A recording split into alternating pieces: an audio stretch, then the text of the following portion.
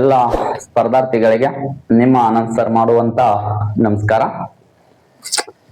ಸ್ಪರ್ಧಾರ್ಥಿಗಳೇ, ನಾವು ಹಿಂದಿನ ಕ್ಲಾಸ್ನಲ್ಲಿ ಗಂಗರ ಸಾಮ್ರಾಜ್ಯದಲ್ಲಿ ಬರ್ತಕ್ಕಂಥ ಅನೇಕ ಅರಸರ ಬಗ್ಗೆ ನಾವು ಒಬ್ಬೊಬ್ಬರದೇ ನಾವು ಏನ್ ಮಾಡಿದೀವಿ ಅಂದ್ರೆ ಚೆನ್ನಾಗಿ ಅರ್ಥೈಸ್ಕೊಂಡಿದೀವಿ ಅಂತಕ್ಕಂಥದನ್ನ ನಾನು ನಂಬುತ್ತಾ ಮತ್ತು ಪ್ರತಿಯೊಬ್ಬರದು ನಾನು ಕ್ಲಿಯರ್ ಆಗಿ ಸ್ಲೋ ಆಗಿನೇ ಹೇಳ್ತಾ ಹೋಗಿದ್ದೀನಿ. ಅದನ್ನೆಲ್ಲ ತಾವು ನೋಟ್ಸ್ ಗಳನ್ನು ಮಾಡಿಕೊಂಡು ಚೆನ್ನಾಗಿ ಅರ್ಥೈಸ್ಕೊಂಡಿರಿ ಅಂತಕ್ಕಂಥ ಒಂದು ನಂಬಿಕೆ ಮೇಲೆ ಅದೇ ಗಂಗರ ಒಂದು ಮುಂದುವರೆದಿರತಕ್ಕಂತ ವಿಷಯ ಯಾವುದಪ್ಪ ಅಂತಂದ್ರ ಆ ಗಂಗರು ತಮ್ಮ ಆಡಳಿತ ಅವಧಿಯಲ್ಲಿ ಮಾಡಿರ್ತಕ್ಕಂಥ ಆಡಳಿತ ವ್ಯವಸ್ಥೆ ಹೇಗಿತ್ತು, ಅವರ ಧಾರ್ಮಿಕ, ಆರ್ಥಿಕ, ಸಾಮಾಜಿಕ ಸ್ಥಿತಿ ಮತ್ತು ಅವರ ಸಾಹಿತ್ಯ, ಕಲೆ, ವಾಸ್ತುಶಿಲ್ಪದ ಬಗ್ಗೆ ನಾವು ಈ ಕ್ಲಾಸ್ಗಳಲ್ಲಿ ನಾವು ನೋಡ್ತಾ ಹೋಗೋಣ.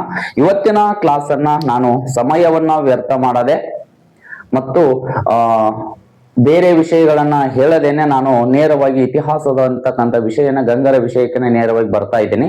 ಆ ಕಾರಣಕ್ಕಾಗಿ ನಾವು ಇವತ್ತು ನೋಡ್ಬೇಕಾಗಿರ್ತಕ್ಕಂಥ ವಿಷಯ ಯಾವುದಪ್ಪ ಅಂತಂದ್ರ ಈ ಗಂಗರ ಆಡಳಿತ ವ್ಯವಸ್ಥೆ ಅಂತಕ್ಕಂಥದ್ದು. ಗಂಗರ ಆಡಳಿತ ವ್ಯವಸ್ಥೆ, ಗಂಗರ ಆಡಳಿತ ಅಂತೇಳಿ ನಾವು ನೋಡ್ತೀವಿ. ಗಂಗರ ಆಡಳಿತವನ್ನು ನೋಡಿದಾಗ ಅರಸ ಏನಾಗಿರ್ತಾನಪ್ಪ ಅಂದ್ರ ಆಡಳಿತದ ಕೇಂದ್ರ ಬಿಂದು ಆಗಿದ್ದ. ಆಡಳಿತದ ಕೇಂದ್ರ ಬಿಂದು ಯಾರಾಗಿರ್ತಾರೋ ಅಂದ್ರೆ ಅರಸನೇ ಆಗಿರ್ತಾನೆ ಮತ್ತು ಆಡಳಿತದ ನ್ಯಾಯಾಂಗದ ತೀರ್ಮಾನವನ್ನ ನ್ಯಾಯಾಂಗದ ಪರಮಾಧಿಕಾರವನ್ನು ಯಾರು ಹೊಂದಿರ್ತಾರೋ ಅಂದ್ರೆ ಅರಸನೇ ಹೊಂದಿರ್ತಾನೆ ಮತ್ತು ಅಂತಿಮ ನ್ಯಾಯ ನಿರ್ಧಾರವನ್ನು ಮಾಡುವಂತಕ್ಕಂಥ ವ್ಯಕ್ತಿ ಯಾರಾಗಿರ್ತಾರೋ ಅಂದ್ರೆ ಆತನೇ ಅರಸನಾಗಿರ್ತಾನೆ. ಅಂತಿಮವಾಗಿರ್ತಕ್ಕಂಥ ನ್ಯಾಯ ಅಂದರೆ ನ್ಯಾಯದ ಮುಖ್ಯಸ್ಥನ ಅವನೇ ಆಗಿರ್ತಾನೆ. ನ್ಯಾಯ ತೀರ್ಮಾನವನ್ನು ಮಾಡ್ತಕ್ಕಂಥ ಅಂತಿಮ ತೀರ್ಪನ್ನು ಕೊಡ್ತಕ್ಕಂಥ ವ್ಯಕ್ತಿ ಯಾರಾಗಿರ್ತಾರೋ ಅಂದ್ರೆ ಅರಸನೇ ಆಗಿರ್ತಾನೆ. ಅರಸ ಆಡಳಿತದ ಕೇಂದ್ರ ಬಿಂದು ಆಗಿರ್ತಾನೆ.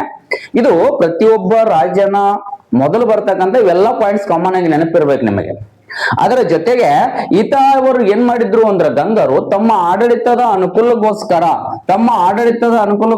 ತಮ್ಮ ಸಾಮ್ರಾಜ್ಯವನ್ನ, ನಿಮ್ಗೆ ಗೊತ್ತಿರ್ಲಿ, ಪ್ರತಿಯೊಂದು ಅರಸರು ಏನ್ ಮಾಡ್ತಾ ಇದ್ರು ಅಂದ್ರ ಆ ಆಡಳಿತದ ಹಿತದೃಷ್ಟಿಗಾಗಿ ಅವರು ಸಾಮ್ರಾಜ್ಯವನ್ನ ವಿಭಾಗಗಳನ್ನಾಗಿ ಮಾಡ್ತಾ ಇದ್ರು. ಯಾಕಂದ್ರೆ ಅರಸನೊಬ್ಬನೇ ಕುತ್ಕೊಂಡು ಆಡಳಿತ ಮಾಡಕತ್ರೆ ಎಲ್ಲಾ ಕಡೆ ಆಡಳಿತ ನೋಡ್ಕೊಳ್ಳೋದು ಅವನ ಕಡೆ ಅಸಾಧ್ಯವಾಗಿರ್ತಿತ್ತು. ಆ ಕಾರಣಕ್ಕಾಗಿ ಆತ ಏನ್ ಮಾಡ್ತಿದ್ದ ಅಂದ್ರ ತನ್ನ ಸಾಮ್ರಾಜ್ಯವನ್ನ ಬೇರೆ ಬೇರೆ ಭಾಗಗಳಾಗಿ ವಿಭಾಗವನ್ನು ಮಾಡ್ತಾ ಇದ್ದ. ಅದೇ ತೆರನಾಗಿ ಎಲ್ಲ ಅರಸರು ತಮ್ಮ ಸಾಮ್ರಾಜ್ಯವನ್ನು ವಿಭಾಗಗಳನ್ನಾಗಿ ಮಾಡ್ಕೊಂಡಿದ್ದಾರೆ, ವಿಂಗಡಣೆ ಮಾಡಿದ್ದಾರೆ. ಹಂಗೇನೆ ಗಂಗಾ ಅರಸರು ಕೂಡ ತಮ್ಮ ಸಾಮ್ರಾಜ್ಯವನ್ನು ಏನ್ ಮಾಡಿದ್ರು ಅಂದ್ರ ವಿಭಾಗಗಳಾಗಿ ವಿಂಗಡಣೆ ಮಾಡಿದ್ರು. ಅವರು ಸಾಮ್ರಾಜ್ಯವನ್ನ ಏನೇನಾಗಿ ಭಾಗಿಸಿದ್ರು ಅಂದ್ರ ಅವರ ಸಾಮ್ರಾಜ್ಯವನ್ನ, ಯಾರ ಸಾಮ್ರಾಜ್ಯ ಅಂದ್ರೆ ಗಂಗರ ಸಾಮ್ರಾಜ್ಯವನ್ನ ಏನಂತ ಮಾಡಿದ್ರು ಅಂದ್ರ ಪ್ರಾಂತಗಳಾಗಿ ವಿಂಗಡಣೆ ಮಾಡಿದ್ರು. ಹಾಗಾದ್ರೆ ಈ ಪ್ರಾಂತಗಳನ್ನ ಯಾರು ನೋಡ್ಕೊಳ್ತಾ ಇದ್ರಿ? ಸಾಮ್ರಾಜ್ಯವನ್ನ ನೋಡ್ಕೊಳ್ಳುವಂತ ಯಾರಾಗಿದ್ರು ಅಂದ್ರೆ ಅರಸನ ಇರ್ತಿದ್ದ. ಮತ್ತು ಪ್ರಾಂತಗಳನ್ನ ನೋಡ್ಕೊಳ್ಳೋರು ಯಾರಾಗಿದ್ರು? ಯುವರಾಜ್ಯರು ಆ ಪ್ರಾಂತವನ್ನ ನೋಡ್ಕೊಳ್ತಾ ಇದ್ರು. ಯುವರಾಜ್ಯರು ಅಂದ್ರೆ ಯುವರಾಜ್ಯರು ಅಥವಾ ರಾಜಪುತ್ರರು ಅಂತೇಳಿ ಕರೀತಾರೆ. ರಾಜಪುತ್ರ ಅಂದ್ರ ಈ ಅರಸರ ಮಕ್ಕಳೇ ಅದನ್ನ ಆಡಳಿತವನ್ನು ನೋಡ್ಕೊಳ್ತಾ ಇದ್ರು ಪ್ರಾಂತ. ಅದಕ್ಕಾಗಿ ಯುವರಾಜರು ಅಥವಾ ಈ ರಾಜಪುತ್ರರು ಅಂತ ಕರಿತಿದ್ರು. ಜೊತೆಗೆ ಇನ್ನೂ ಏನ್ ಮಾಡ್ತಿದ್ರು ಅಂದ್ರೆ ಈ ಪ್ರಾಂತವನ್ನ ಏನಾಗಿ ಮಾಡ್ತಾ ಇದ್ರು ಅಂದ್ರ ನಾಡುಗಳಾಗಿ ವಿಂಗಡಣೆ ಮಾಡ್ತಿದ್ರು. ನಾಡು ಅಂತೇಳಿ ವಿಂಗಡಣೆ ಮಾಡ್ತಿದ್ರು. ಸರ್, ಹಾಗಾದ್ರೆ ನಾಡನ್ನ ನೋಡ್ಕೊಳ್ಳೋರು ಯಾರಾದ್ರು? ನಾಡಗಾವುಂಡ ಅಂತಕ್ಕಂಥ ವ್ಯಕ್ತಿ ನೋಡುತ್ತಿದ್ದ. ನಾಡಗಾವುಂಡ ಅಂತಕ್ಕಂಥ ವ್ಯಕ್ತಿ ನೋಡ್ತಾ ಇದ್ದ. ಆತನನ್ನ ಇನ್ನೂ ಒಂದು ಹೆಸರಿನಿಂದ ಕರಿತಿದ್ರು. ಏನಂತ ಕರಿತಿದ್ರ? ಈ ನಾಡಗಾವುಂಡನನ್ನ ರಾಷ್ಟ್ರಪತಿ ಅಂತ ಕೂಡ ಕರಿತಾ ಇದ್ರು. ರಾಷ್ಟ್ರಪತಿ ಅಂತ ಕರಿತಾ ಇದ್ರು. ಈ ನಾಡನ್ನ ಏನಾಗಿ ವಿಂಗಡಣೆ ಮಾಡ್ತಾ ಇದ್ರು? ಚೆನ್ನಾಗಿ ನೋಡ್ಕೋಬೇಕ. ಸಾಮ್ರಾಜ್ಯ ವಿಂಗಡಣೆ ಆಗಿದ್ರು. ನಾಡನ್ನ ಕಂಪನ ಅಂತೇಳಿ ವಿಂಗಡಣೆ ಮಾಡ್ತಾ ಇದ್ರು. ಕಂಪನವನ್ನ ಯಾರು ಆಡಳಿತ ಮಾಡ್ತಾ ಇದ್ರು ಅಂದ್ರೆ ವಿಷಯಪತಿ ಅಂತಕ್ಕಂಥ ವ್ಯಕ್ತಿ ನೋಡ್ತಾ ಇದ್ದ. ಈ ಒಂದು ಕಂಪನ್ನ ಗ್ರಾಮಗಳಾಗಿ ವಿಂಗಡಣೆ ಮಾಡ್ತಿದ್ರು. ಗ್ರಾಮಗಳನ್ನಾಗಿ ಯಾರು ನೋಡ್ತಾ ಇದ್ರಿ? ಗ್ರಾಮಗಳನ್ನ ಗಾವುಂಡ ಇರತಕ್ಕಂಥ ವ್ಯಕ್ತಿ ನೋಡ್ತಾ ಇದ್ದ. ಗಾವುಂಡ ಅಂತಕ್ಕಂಥ ವ್ಯಕ್ತಿ ನೋಡ್ತಿದ್ದ.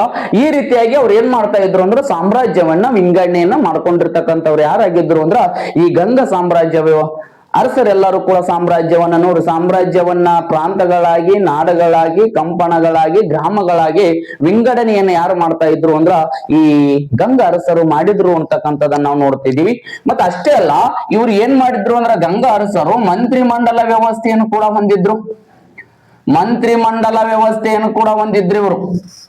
ಇವರ ಆಡಳಿತದಲ್ಲಿ ಮಂತ್ರಿ ಮಂಡಲ ವ್ಯವಸ್ಥೆ ಇತ್ತು. ಯಾವ್ಯಾವ ಮಂತ್ರಿ ಇದ್ರು ಅಂತಂದ್ರೆ ಇವ್ರ ಆಡಳಿತದಲ್ಲಿ ಇರುವಂತ ಮಂತ್ರಿ ಮಂಡಲದೊಳಗೆ ಇರ್ತಕ್ಕಂತ ಯಾರ್ಯಾರಿದ್ರು ಅಂದ್ರೆ ಒಬ್ಬ ಸರ್ವಾಧಿಕಾರಿ ಅನ್ನತಕ್ಕಂಥ ಮಂತ್ರಿ ಇದ್ದ. ಸರ್ವಾಧಿಕಾರಿ ಅನ್ನತಕ್ಕಂಥ ಮಂತ್ರಿ ಇದ್ದ. ಸರ್ವಾಧಿಕಾರಿ ಅಂದ್ರೆ ಯಾರಾಗಿದ್ರು ಅಂತಂದ್ರೆ, ಸರ್ವಾಧಿಕಾರಿ ಅಂದ್ರೆ ಪ್ರಧಾನ ಮಂತ್ರಿ. ನೆನಪಿರ್ಲಿ ನಿಮಗೆ, ಪ್ರಧಾನ ಮಂತ್ರಿ ಏನಾಗಿದ್ದ ಅಂದ್ರೆ ಇವರು ಏನಂತ ಕರೀತಾರೆ, ಸರ್ವಾಧಿಕಾರಿನೇ ಪ್ರಧಾನ ಮಂತ್ರಿ ಅಂತ ಹೆಸರನ್ನು ಇಟ್ಕೊಂಡು ಆ ಮಂತ್ರಿ ಏನಾಗಿದ್ದ ಅಂದ್ರೆ ಅವರ ಆಡಳಿತ ವ್ಯವಸ್ಥೆಯಲ್ಲಿ ಅರಸನಿಗೆ ಸಲಹೆ ಸೂಚನೆಗಳನ್ನು ಆಡಳಿತದಲ್ಲಿ ಸಹಾಯಕರಾಗಿರ್ತಿದ್ರು. ಜೊತೆಗೆ ಇನ್ನೊಬ್ಬ ಬರ್ತಾನೆ, ಯಾರು ಅಂದ್ರೆ ಸಂಧಿ ವಿಗ್ರಹ. ನೋಡ್ರಿ, ಸಂಧಿ ಯಾನಂತ ಬರ್ತಾನೆ, ಸಂಧಿ ವಿಗ್ರಹಿ ಅಂತೇಳಿ ಬರ್ತಾನೆ. ಸಂಧಿ ವಿಗ್ರಹಿಕ ಅಂತೇಳಿ ಪೂರ್ಣದು. ಸಂಧಿ ವಿಗ್ರಹಿಕೆ. ಈತ ಏನಾಗಿದ್ದಾನೆ, ವಿದೇಶಾಂಗ ಮಂತ್ರಿ ಆಗಿದ್ದ. ಜೊತೆಗೆ ಇನ್ನೊಬ್ಬ ಬರ್ತಾನೆ, ಯಾರ, ಶ್ರೀಕರಣ ಸರ್ವಾಧಿಕಾರಿ. ಇವೆಲ್ಲ ನೆನಪಿಟ್ಕೋಬೇಕು. ಶ್ರೀಕರಣ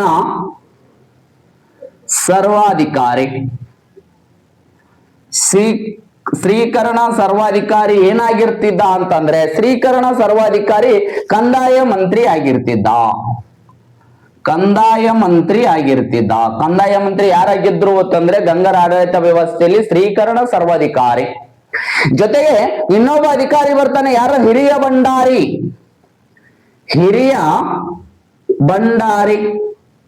ಹಿರಿಯ ಭಂಡಾರಿ ಅಂತಕ್ಕಂಥ ವ್ಯಕ್ತಿ ಬರ್ತಾನೆ. ಈತ ಏನಾಗಿದ್ದಾನೆ, ಖಜಾನೆ ಮಂತ್ರಿ ಆಗಿದ್ದ.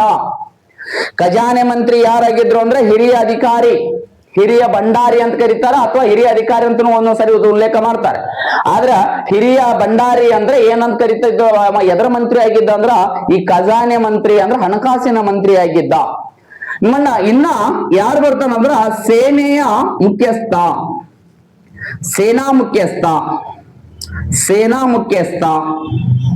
ಸೇನಾ ಮುಖ್ಯಸ್ಥನನ್ನ ಏನಂತ ಕರಿತಾ ಇದ್ರು, ಸೇನಾ ಮುಖ್ಯಸ್ಥರನ್ನ ಅಂದ್ರೆ ಯಾವ ಹೆಸರಿನಿಂದ ಕರಿತಿದ್ರು ಅಂದ್ರ ಬೇರೆ ಬೇರೆ ಹೆಸರುಗಳಿಂದ. ಮಹಾಪ್ರಚಂಡ ಅಂತಕ್ಕಂಥದನ್ನ ಮಹಾಪ್ರಚಂಡ ಅಂತ ಕರಿತಿದ್ರು. ದಂಡನಾಯಕ ಅಂತ ಕರಿತಿದ್ರು. ಈತ ಸೇನೆಯ ಮುಖ್ಯಸ್ಥನಾಗಿರ್ತಿದ್ದ. ದಂಡನಾಯಕ ಅಂತ ಕರಿತಿದ್ರು. ಜೊತೆಗೆ ಈತನ ಏನಂತ ಕರಿತಾರ, ಮಹಾ ಸಾಮಂತಾಪತಿ ಅಂತ ಕರಿತಿದ್ರು.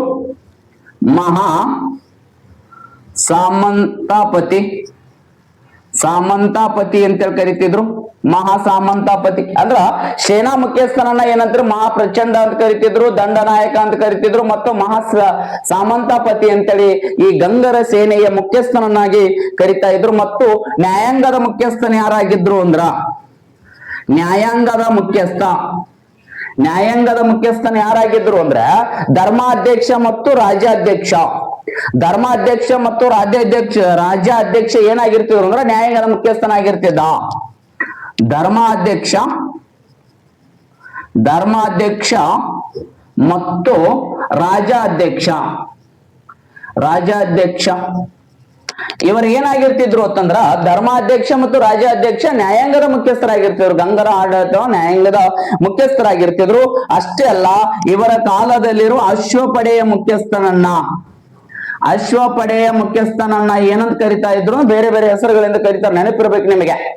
ಅಶ್ವಪಡೆಯ ಮುಖ್ಯಸ್ಥನನ್ನ ಏನಂತ ಕರೀತಾರೆ, ಅಶ್ವಾಧ್ಯಕ್ಷ ಅಂತ ಕರಿತಿದ್ರು. ಕಾಮನ್ ಆಗಿರ್ತಕ್ಕಂಥ ಪದ ಇದು. ಅಶ್ವಾಧ್ಯಕ್ಷ ಅಂತಕ್ಕಂಥದ್ದು ಕಾಮನ್ ಆಗಿ ಪದ. ಇಂಥ ಪದಗಳನ್ನ ಅವ್ರು ಏನ್ ಕೇಳಲ್ಲಪ್ಪ ಅಂದ್ರೆ ಎಕ್ಸಾಮ್ ಕೇಳುವಂಥದ್ದು ಬಹಳ ಕಡಿಮೆ. ಆದ್ರೆ ಇನ್ನೊಂದೇನ, ಪಳ್ಳಿಕಾರ ಅನ್ನತಕ್ಕಂಥ ಹೆಸರು ಕರಿತಿದ್ರು. ಪಳ್ಳಿಕಾರ ಅನ್ನತಕ್ಕಂಥದ್ದು ಅಂದ್ರೆ ಅಶ್ವಪಡೆ ಮುಖ್ಯಸ್ಥನ ಇನ್ನೊಂದು ಹೆಸರಿನಿಂದ ಕರಿತಿದ್ರು, ಪಳ್ಳಿಕಾರ ಅನ್ನತಕ್ಕಂಥದ್ದು. ಇನ್ನೊಂದು ಏನಂದ್ರ ತುರುಗ ಸಹಣಿ ಅಂತ ಕೂಡ ಕರಿತಾ ಇದ್ರು.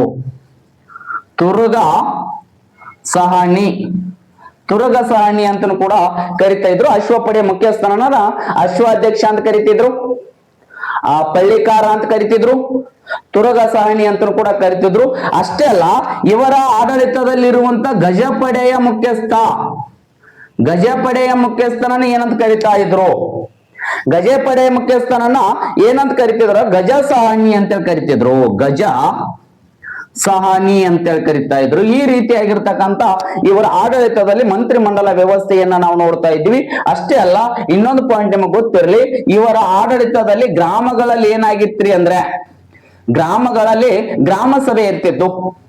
ಗ್ರಾಮಗಳಲ್ಲಿ ಗ್ರಾಮ ಸಭೆಗಳು ಇರ್ತಿದ್ವು. ಆ ಗ್ರಾಮ ಸಭೆಗಳನ್ನ ಏನಂತ ಕರಿತಾ ಇದ್ರು ಅಂದ್ರೆ, ಆ ಗ್ರಾಮ ಸಭೆಗಳನ್ನ ಏನಂತ ಕರಿತಾ ಇದ್ರು ಅಂದ್ರೆ ಮಹಾಜನ ಸಭೆ ಅಂತ ಕರಿತಾ ಇದ್ರು. ಮಹಾಜನ ಸಭೆ ಅಂತ ಕರಿತಾ ಇದ್ರು. ಅಥವಾ ಇವುಗಳಿಗೆ ಏನಂತ ಕರಿತಾ ಇದ್ರು ತಾನು ಇನ್ನೊಂದು ಹೆಸರಿನಿಂದ ಕರಿತಿದ್ರು. ಏನಂತ ಕರಿತಾ ಇದ್ರು? ಪ್ರಜೆ ಗಾವುಂಡಕ್ಕ ಏನಂತ ಕರಿತಿದ್ರು ಅಂದ್ರ ಪ್ರಜೆ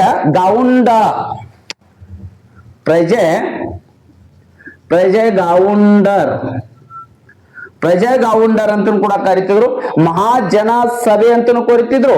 ಜೊತೆಗೆ ಏನಂತ ಕರಿತಾ ಇದ್ರ ಪ್ರಜೆ ಗಾವುಂಡರ್ ಅಂತ ಕೂಡ ಕರಿತಿದ್ರು. ಎದಕ್ಕಂದ್ರೆ ಅವರ ಆಡಳಿತದಲ್ಲಿ ಗ್ರಾಮಗಳಲ್ಲಿ ಸಭೆಗಳಿರ್ತಿದ್ದು. ಸರ್, ಇಲ್ಲಿ ಯಾರು ಇರ್ತಿದ್ರು ಇವುಗಳಲ್ಲಿ? ಮಹಾಜನ ಸಭೆ ಅಂದ್ರೆ ಒಂದೇ, ಪ್ರಜೆ ಗಾವುಂಡರ್ ಅಂದ್ರು ಒಂದೇ. ಯಾರು ಇರ್ತಾ ಇದ್ರು ಅಂತಂದ್ರೆ ಇದ್ರೊಳಗೆ ಈ ಸಭೆಯಲ್ಲಿ ಭಾಗವಹಿಸೋರು ಯಾರಾಗಿದ್ರು ಅಂದ್ರೆ ಹಿರಿಯರು ಮತ್ತು ರೈತರಿಂದ ಕೂಡಿರ್ತಕ್ಕಂಥ ಒಂದು ಸಮಿತಿ ಇರ್ತದೆ. ರೈತರಿಂದ ಕೂಡಿರ್ತಕ್ಕಂಥ ಸಮಿತಿ ಏನಿರ್ತದ, ಆ ಸಮಿತಿಗೆ ಏನಂತ ಕರಿತಿದ್ರು? ಪ್ರಜೆ ಗಾವುಂಡರ್ ಅಥವಾ ಮಹಾಜನ ಸಭೆ ಅಂತ ಕರಿತಿದ್ರು. ಅವರು ಇಡೀ ಗ್ರಾಮದ ಆಡಳಿತವನ್ನು ನೋಡ್ಕೊಳ್ತಿದ್ರು. ಇನ್ನೊಂದು ನೋಡ್ರಿ, ಗ್ರಾಮಗಳಲ್ಲಿ ಗ್ರಾಮ ಸಭೆಗಳು ಏರ್ಪಡ್ತಿದ್ವು. ಆ ಸಭೆಗಳಿಗೆ ಏನಂತ ಕರಿತಾರ? ಮಹಾಜನ ಸಭೆ ಅಥವಾ ಪ್ರಜೆ ಗಾವುಂಡರ್ ಅಂತ ಕರಿತಿದ್ರು. ಆ ಒಂದು ಸಮಿತಿ ಒಳಗೆ ಯಾರ್ಯಾರು ಇರ್ತಿದ್ರು ಅಂದ್ರ ಹಿರಿಯ ವ್ಯಕ್ತಿಗಳು ಇರ್ತಿದ್ರು ಮತ್ತು ರೈತರು ಇರ್ತಿದ್ರು. ಹಿರಿಯರು ಮತ್ತು ರೈತರನ್ನು ಒಳಗೊಂಡಿರ್ತಕ್ಕಂಥ ಒಂದು ಸಮಿತಿ ಏನಿತ್ತಲ್ಲ, ಆ ಸಮಿತಿಗೆ ಪ್ರಜೆ ಗಾವುಂಡರ್ ಅಥವಾ ಮಹಾಜನ ಸಭೆ ಅಂತ ಹೇಳಿರ್ತಿತ್ತು. ಅವರೇ ಏನ್ ಮಾಡ್ತಾರೆ? ಗ್ರಾಮ ಸಭೆಗಳನ್ನ ಏರ್ಪಡಿಸ್ತಾ ಇದ್ರು. ಆ ಗ್ರಾಮದಲ್ಲಿ ಬರುವಂತ ಆಗು ಹೋಗುಗಳ ಬಗ್ಗೆ ಆಡಳಿತ ವ್ಯವಸ್ಥೆಯನ್ನ ಸ್ಥಳೀಯವಾಗಿ ನೋಡ್ಕೊಳ್ತಕ್ಕಂಥ ಒಂದು ಸಮಿತಿ ಯಾವ್ದಾಗಿತ್ತಂದ್ರ ಇದು ಮಹಾಜನ ಸಭೆ ಮತ್ತು ಪ್ರಜೆ ಗಾವುಂಡರ್ ಅಂತಕ್ಕಂಥ ಸಮಿತಿ ಇರ್ತಾ ಇತ್ತು. ಇದು ಗಂಗರ ಆಡಳಿತ ವ್ಯವಸ್ಥೆಯಲ್ಲಿ ಇರ್ತಕ್ಕಂಥ ಒಂದನ್ನ ನಾವು ಆಡಳಿತ ವ್ಯವಸ್ಥೆ ಅಂತೇಳಿ ನಾವು ನೋಡ್ತಾ ಹೋಗ್ತೀವಿ. ಈ ಆಡಳಿತ ವ್ಯವಸ್ಥೆಯ ನಂತರ ಬರ್ತಕ್ಕಂಥ ಈ ಗಂಗರಲ್ಲಿ ಆರ್ಥಿಕ ಸ್ಥಿತಿ ಹೇಗಿತ್ತು, ಸಾಮಾಜಿಕ ವ್ಯವಸ್ಥೆ ಹೇಗಿತ್ತು ಮತ್ತು ಧಾರ್ಮಿಕ ಸ್ಥಿತಿ ಹೇಗಿತ್ತು ಅನ್ನೋದನ್ನ ನೋಡಿದಾಗ ತಾವು ಚೆನ್ನಾಗಿ ನೋಟ್ಸ್ ಮಾಡ್ಕೋತ ಹೋಗ್ಬೇಕು. ಎಲ್ಲಾ ಬೋರ್ಡ್ ಮೇಲೆ ಬರಿತಾ ಇದೀನಿ. ಆ ಕಾರಣಕ್ಕೆ ನಾವು ಸ್ವಲ್ಪ ಚೆನ್ನಾಗಿ ಮಾಡ್ಕೋತ ಹೋದ್ರೆ ಅರ್ಥಕ್ಕೆ ಅನುಕೂಲ ಆಗ್ತದೆ. ನಿಮಗೆ ಒಂದ್ಸಾರಿ ಕೇಳ್ತಾ ನೀವು ಅದನ್ನ ಬರೆದ್ರಿ ಅಂದ್ರೆ, ನೋಟ್ಸ್ ಅನ್ನ ಮಾಡ್ಕೊಂಡ್ರಿ ಅಂದ್ರೆ ತಲೆಯಲ್ಲಿ ಉಳ್ಕೊಂಡ್ ಬಿಡ್ತದ. ಏನಾಗ್ಬಿಡ್ತದ ಇಲ್ಲ ಅಂದ್ರೆ ಕೇಳಿದ ಕ್ಷಣಕ್ಕಾಗಿ ಅರ್ಥ ಆಗಿ ನೆನಪಾರ್ಬಿಡ್ತು ಅಂದ್ರೆ ಹೊರಮೆ ಮತ್ತೊಮ್ಮೆ ನೋಡ್ಬೇಕಾಗ್ತದ. ಆ ಕಾರಣಕ್ಕಾಗಿ ತಾವು ಏನ್ ಮಾಡ್ಬೇಕು, ಟೈಮನ್ನು ವೇಸ್ಟ್ ಮಾಡದೆ ಒಂದೇ ಸಾರಿ ಕೇಳಿ ಒಂದ್ಸಾರಿಯನ್ನ ನೀವು ನೋಟ್ಸ್ ಮಾಡ್ಕೊಂಡ್ರಿ ಅಂದ್ರೆ ಸುಮ್ನೆ ಪದೇ ನೋಡ್ಕೊಳ್ಳೋದು ಅದನ್ನೇ ಮಾಡೋದಾಗಬಾರ್ದು. ಟೈಮ್ ವೇಸ್ಟ್ ಮಾಡೋದ್ರಿಂದ ಸಮಸ್ಯೆ ಆಗ್ತದ. ಅಂದ್ರೆ ಆ ಕಾರಣಕ್ಕಾಗಿ ತಾವು ಕೇಳುವಾಗನೇ ಚೆನ್ನಾಗಿ ನೋಟ್ಸ್ ಮಾಡ್ಕೋತ ಹೋದ್ರೆ ಒಳ್ಳೇದಾಗ್ತದೆ. ಇನ್ನ ಇವರ ಕಾಲದಲ್ಲಿ ಇರ್ತಕ್ಕಂಥ ಆರ್ಥಿಕ ಸ್ಥಿತಿ, ಆರ್ಥಿಕ ಸಾಮಾಜಿಕ ಮತ್ತು ಧಾರ್ಮಿಕ ಜೀವನ ಹೇಗಿತ್ತು ಅಂದ್ರೆ, ಇವರ ಆಡಳಿತದಲ್ಲಿ ಇರತಕ್ಕಂತ ಒಂದು ವ್ಯವಸ್ಥೆ ಹೇಗಿತ್ತು ಅಂದ್ರೆ, ಇವರ ಆರ್ಥಿಕತೆ ಹೇಗೆ ಒಂದು ಸಂಪದ್ಭರಿತವಾಗಿತ್ತು ಅಂದ್ರೆ, ಇವರ ಭೂ ಕಂದಾಯ ಈ ಸಾಮ್ರಾಜ್ಯದ ಆದಾಯವಾಗಿತ್ತು. ಭೂ ಕಂದಾಯವೇನೆ ಇವರ ಸಾಮ್ರಾಜ್ಯದ ಆದಾಯವಾಗಿತ್ತು. ಅತಿ ಹೆಚ್ಚಾಗಿ ಎಷ್ಟು ಭೂ ಕಂದಾಯ ವಿಧಿಸಿದ್ರು ಅಂದ್ರೆ 1/6 ಒಂದು ಭಾಗದಷ್ಟು ಭೂ ಕಂದಾಯ ಇರ್ತಿತ್ತು.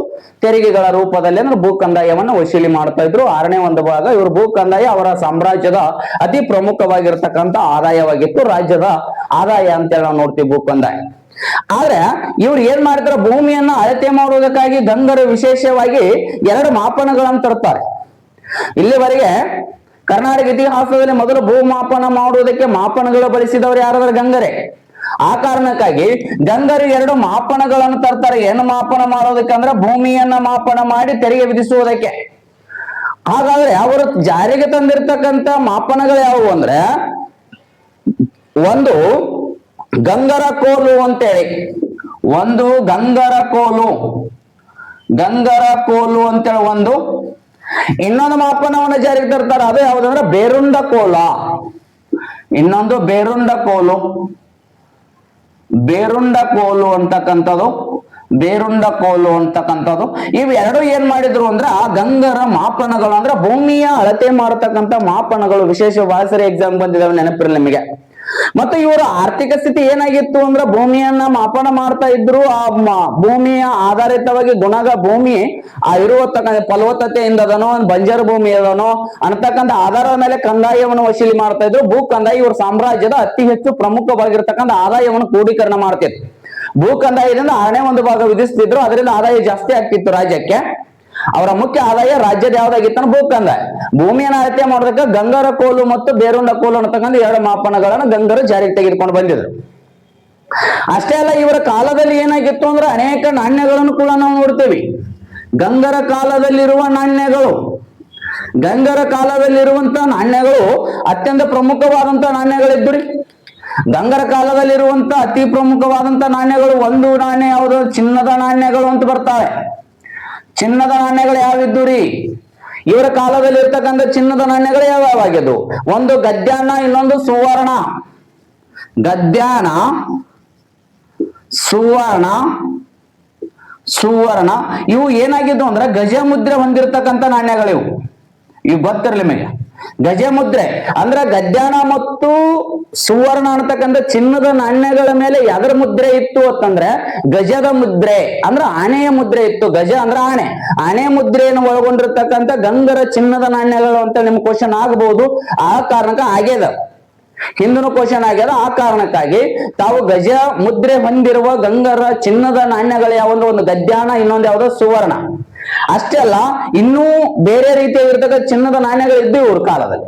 ಇನ್ನು ಉಳಿದಂತ ಚಿನ್ನದ ನಾಣ್ಯಗಳು ಯಾವ್ಯಾವ ಅಂದ್ರೆ ಒಂದು ಪೋಣ್ ಅಂತಕ್ಕಂಥದ್ದು, ಪೋಣ್ ಅಂತಕ್ಕಂಥ ಒಂದು ಚಿನ್ನದ ನಾಣ್ಯ ಇತ್ತು. ಇನ್ನೊಂದು ಯಾವ್ದಾಗಿತ್ತು ನಿಷ್ಕ, ನಿಷ್ಕ ಅಂತಕ್ಕಂಥದ್ದು ಕೂಡ ಚಿನ್ನದ. ಇವು 4 ಚಿನ್ನದ ನಾಣ್ಯಗಳು, ಗದ್ಯಾನ, ಸುವರ್ಣ, ಪೋರ್ಣ, ಇನ್ನೊಂದು ನಿಷ್ಕ. ಆದ್ರೆ ಗದ್ಯಾನ ಮತ್ತು ಸುವರ್ಣದ ಮೇಲೆ ಯಾವ್ದಿತ್ತು ಅಂದ್ರೆ ಗಜ ಮುದ್ರೆ ಇತ್ತು. ಉಳಿದ ನಾಣ್ಯಗಳ ಮೇಲೆ ಏನಾಯ್ತು, ಹೂಬಳಿ ಚಿತ್ರಗಳಿದ್ದು. ಅದನ್ನ ಹೂವಬಳ್ಳಿ, ಹೂಬಳಿ ಚಿತ್ರಗಳು ಎದ್ದು ಅಂತಕ್ಕಂಥವು ಗೊತ್ತಿರಲಿ ನಿಮಗೆ. ಹೂಬಳಿ ಚಿತ್ರ ಇರ್ತಕ್ಕಂಥ ಮುದ್ರೆ ಇರ್ತಕ್ಕಂಥ ನಾಣ್ಯಗಳಾಗಿದ್ರೆ ಉಳಿದ ನಾಣ್ಯಗಳು ಹೂಬಳಿ ಚಿತ್ರಗಳಾಗಿದ್ದು. ಹೂವಬಳ್ಳಿ ಚಿತ್ರಗಳು ಎಲ್ಲಿ ಕಂಡು ಬರ್ತಾವ ಅಂದ್ರೆ ಉಳಿದ ನಾಣ್ಯಗಳು ಅಂದ್ರೆ ಬೆಳ್ಳಿ ನಾಣ್ಯಗಳಾಗಿರ್ಬೋದು, ಬೇರೆ ಬೇರೆ ನಾಣ್ಯಗಳ ಮೇಲೆ ಏನಾಗಿರ್ತಾವ ಅಂದ್ರೆ ಹೂಬಳಿ ಚಿತ್ರ ಇದ್ದು. ಆದ್ರ ಗಜ ಮುದ್ರೆ ಇರ್ತಕ್ಕಂಥ ನಾಣ್ಯಗಳು ಇವೆರಡೆ, ಒಂದು ಗದ್ಯಾನ, ಇನ್ನೊಂದು ಯಾವುದು ಅಂದ್ರ ಸುವರ್ಣ ಅಂತಕ್ಕಂಥ ಚಿನ್ನದ ನಾಣ್ಯ. ಇನ್ನು ಉಳಿದ ಎಲ್ಲಾ ನಾಣ್ಯಗಳೇನದ ಅದ್ರ ಮೇಲೆ ಹೂಬಳಿ ಚಿತ್ರ ಇತ್ತು. ಇನ್ನ ಬೆಳ್ಳಿ ನಾಣ್ಯಗಳು ಅಂತೇಳಿ ಬರ್ತಾವೆ, ಬೆಳ್ಳಿ ನಾಣ್ಯಗಳು ಅಂತೇಳಿ ಬರ್ತಾವೆ. ಬೆಳ್ಳಿ ನಾಣ್ಯಗಳು ಯಾವ ಬರ್ತಾವ್ರಿ? ಬೆಳ್ಳಿ ನಾಣ್ಯಗಳು ತುಂಬಾ ಇದಾವೆ. ಒಂದು ಪಣ, ಯಾವ್ಯಾವ ಬರ್ತಾವ ನೋಡ್ರಿ, ಪಣ, ಹಗ, ಪಣ, ಹಗ, ಕಾಸು, ಕಾಸು, ದ್ರಮ್ಮ, ದ್ರಮ್ಮ, ದ್ರಮ್ಮ ಅಂತಕ್ಕಂಥ ಒಂದು ದ್ರಮ್ಮ. ಇನ್ನೊಂದು ಯಾವುದು ಅಂದ್ರ ಹಣ, ಇನ್ನೊಂದು ಯಾವುದು ಅಂದ್ರ ಹಣ. ಇವು ಏನಾಗಿದ್ದು ಅಂದ್ರ ಅವರ ಗಂಗರ ಕಾಲದ ಬೆಳ್ಳಿ ನಾಣ್ಯಗಳು. ಪಣ, ಹಗ, ಕಾಸು, ದ್ರಮ್ಮ, ಇನ್ನೊಂದು ಹಣ. ಇವತ್ತರ ಮೇಲೆ ಯಾವ ಮುದ್ರೆ ಇತ್ತು ಅಂದ್ರೆ ಈ ಹೂಬಳಿ ಮುದ್ರೆ ಇತ್ತು. ಪೋಣ, ನಿಷ್ಕ ಅನ್ನತಕ್ಕಂಥ ಚಿನ್ನದ ನಾಣ್ಯಗಳ ಮೇಲೆ ಅದ ಇತ್ತು. ಎಲ್ಲ ಬೆಳ್ಳಿ ನಾಣ್ಯಗಳ ಮೇಲೆ ಅದ ಇತ್ತು. ಯಾವುದಂದ್ರ ಹೂಬಳ್ಳಿ ಚಿತ್ರಗಳಿದ್ದು. ಆದ್ರೆ ಇವೆರಡರ ಮೇಲೆ ಏನಾಗಿತ್ತು ಅಂದ್ರ ಗಜ ಮುದ್ರೆ ಹೊಂದಿರತಕ್ಕಂಥ ನಾಣ್ಯಗಳನ್ನ ನಾವು ನೋಡ್ತೀವಿ. ನಿಮ್ ನೆನಪಿರ್ಬೇಕು, ಗದ್ಯಾನ ಮತ್ತು ಸುವರ್ಣ ನಾಣ್ಯಗಳ ಮೇಲೆ ಗಜ ಮುದ್ರೆ ಹೊಂದಿರತಕ್ಕಂಥ ನಾಣ್ಯ ಇತ್ತು, ಆನೆ ಚಿತ್ರದ್ದು. ಉಳಿದೆಲ್ಲ ಅಂದ್ರೆ ಇವೆರಡು ಚಿನ್ನದ ನಾಣ್ಯಗಳು ಪೋಣ ಮತ್ತು ನಿಷ್ಕ. ಉಳಿದಂತ ಪಣ, ಹಗ, ಕಾಸು, ದ್ರಮ್ಮ ಮತ್ತು ಇನ್ನೊಂದು ದ್ರಮ್ಮು, ಇನ್ನೊಂದು ಯಾವ್ದ ಹಣ. ಇವು ಬೆಳ್ಳಿ ನಾಣ್ಯ. ಇವುಗಳ ಮೇಲೆ ಯಾವ್ದ್ರ ಚಿತ್ರ ಇತ್ರಿ ಅಂದ್ರ ಹೂಬಳ್ಳಿ ಚಿತ್ರವನ್ನ ನಾವು ನೋಡ್ತಾ ಇದ್ದೀವಿ, ಮುದ್ರೆಯನ್ನ ನಾವು ನೋಡ್ತಾ ಇದ್ದೀವಿ. ಗಂಗರ ಕಾಲದಲ್ಲಿ ಇರ್ತಕ್ಕಂಥ ನಾಣ್ಯಗಳು ಅಂತ ನಾವು ನೋಡ್ತೀವಿ. ಅಷ್ಟೇ ಅಲ್ಲ, ಈ ಗಂಗರ ಕಾಲದಲ್ಲಿ ಇರ್ತಕ್ಕಂಥ ಇವ್ರು ಏನ್ ಮಾಡಿದ್ರು ಅಂದ್ರೆ ನೀರಾವರಿಯ ವ್ಯವಸ್ಥೆಯನ್ನು ಕೂಡ ಒದಗಿಸಿಕೊಟ್ಟಿದ್ರು. ನೀರಾವರಿಗಾಗಿ ಅಂದ್ರೆ ಇವ್ರ ಆರ್ಥಿಕ ಸ್ಥಿತಿ ಸಬಲವಾಗಿರ್ಬೇಕಾದ್ರೆ ನೀರಾವರಿ ವ್ಯವಸ್ಥೆಯನ್ನು ಕೊಟ್ಟಿದ್ರು ರೈತರಿಗೆ. ನೀರಾವರಿ ವ್ಯವಸ್ಥೆಗೋಸ್ಕರ ಏನ್ ಮಾಡಿದ್ರು ಅಂದ್ರೆ ಇವರು ಕಾವೇರಿ ಮತ್ತು ಕಪಿಲಾ ನದಿಯ ತೀರದಲ್ಲಿ ಏನ್ ಮಾಡ್ತಾ ಇದ್ರು ಅಂದ್ರೆ ಅನೇಕ ಜಲಾಶಯಗಳನ್ನು ಕಟ್ಟಿದ್ದಾರೆ. ಕಾವೇರಿ ಮತ್ತು ಈ ಕಪಿಲಾ ನದಿ ಅಲ್ಲಿ ಏನಾಗ್ತಾರೆ, ಜಲಾಶಯಗಳನ್ನು ಕಟ್ಟಿದ್ದಾರೆ. ಬೇರೆ ಬೇರೆ ಜಲಾಶಯಗಳು ಬರ್ತವೆ, ಆಮೇಲೆ ನೋಡೋಣ. ಆದ್ರೆ ಇವ್ರು ಏನ್ ಮಾಡಿದ್ರು ಅಂದ್ರೆ ಕಾವೇರಿ ಮತ್ತು ಕಪಿಲಾ ನದಿಗೆ ಜಲಾಶಯಗಳನ್ನು ಕಟ್ಟಿದ್ದಾರೆ. ಜಲಾಶಯಗಳನ್ನ ಕಟ್ಟುವುದರ ಜೊತೆಗೆ ಯಾವ ಜಲಾಶಯಗಳು ಕಟ್ಟಿದ್ರಿ ಸರ? ಹಂಗಾದ್ರೆ ಇವುಗಳಿಗೆ ನದಿಗೆ ಏನ್ ಮಾಡಿದ್ರು, ಅಗರ್ ಅಂತಕ್ಕಂಥ ಒಂದು ಜಲಾಶಯ ನೋಡಿ, ಚೆನ್ನಾಗಿ ನೆನ್ಪಿಟ್ಕೋರಿ. ಅಗರ್ ಅಂತಕ್ಕಂಥ ಜಲಾಶಯ ಇತ್ತು. ಇನ್ನೊಂದು ಗಂಟಿವಾಡಿ ಅಂತಕ್ಕಂಥ ಜಲಾಶಯ, ಗಂಟಿವಾಡಿ ಅಂತಕ್ಕಂಥ ಜಲಾಶಯ ಒಂದು ಅಗಾರ, ಇನ್ನೊಂದು ಗಂಟಿವಾಡಿ ಜಲಾಶಯ. ಇನ್ನೊಂದು ಏನಿತ್ತು ಅಂದ್ರೆ ಅತಿ ಪ್ರಮುಖವಾಗಿರ್ತಕ್ಕಂಥ ಜಲಾಶಯ ಮಣ್ಣೆ ಜಲಾಶಯ. ಮಣ್ಣೆ, ಮಣ್ಣೆ ಜಲಾಶಯ, ಬೇತ್ ಜಲಾಶಯ, ಬೇತ್ ಅಂತಕ್ಕಂಥ ಒಂದು ಜಲಾಶಯ. ಇನ್ನೊಂದು ಅತಿ ಯಾವ್ದನ ನೆಲಮಂಗಲದಲ್ಲಿ ಒಂದು ಕೂಡ ಜಲಾಶಯ ನಿರ್ಮಾಣ ನೆಲಮಂಗಲ ಜಲಾಶಯ, ನೆಲಮಂಗಲ ಜಲಾಶಯ. ಇವು ಅವರ ಕಾಲದಲ್ಲಿ ನಿರ್ಮಾಣಗೊಂಡಿರುವ ನೀರಾವರಿಗೋಸ್ಕರ ನಿರ್ಮಾಣ ಮಾಡಿರ್ತಕ್ಕಂಥ ಜಲಾಶಯಗಳಿವೆಲ್ಲ ಯಾವ್ಯಾವ ಅಂದ್ರ ಅಗಾರ, ಗಟ್ಟಿವಾಡಿ, ಮಣೆ, ಬೇತ ಮತ್ತು ನೆಲಮಂಗಲ. ಇವೆಲ್ಲದ ಸ್ಥಳಗಳಲ್ಲಿ ಏನಾಗಿತ್ತು ಅಂದ್ರೆ ಜಲಾಶಯಗಳನ್ನ ಯಾವ ನದಿಗಳಿಗೆ ಅಂದ್ರೆ ಕಾವೇರಿ ಮತ್ತು ಕಪಿಲಾ ನದಿಗಳಿಗೆ ನಿರ್ಮಾಣವನ್ನು ಮಾಡ್ತಾರ ಅಂತ ನಾವು ನೋಡ್ತೀವಿ.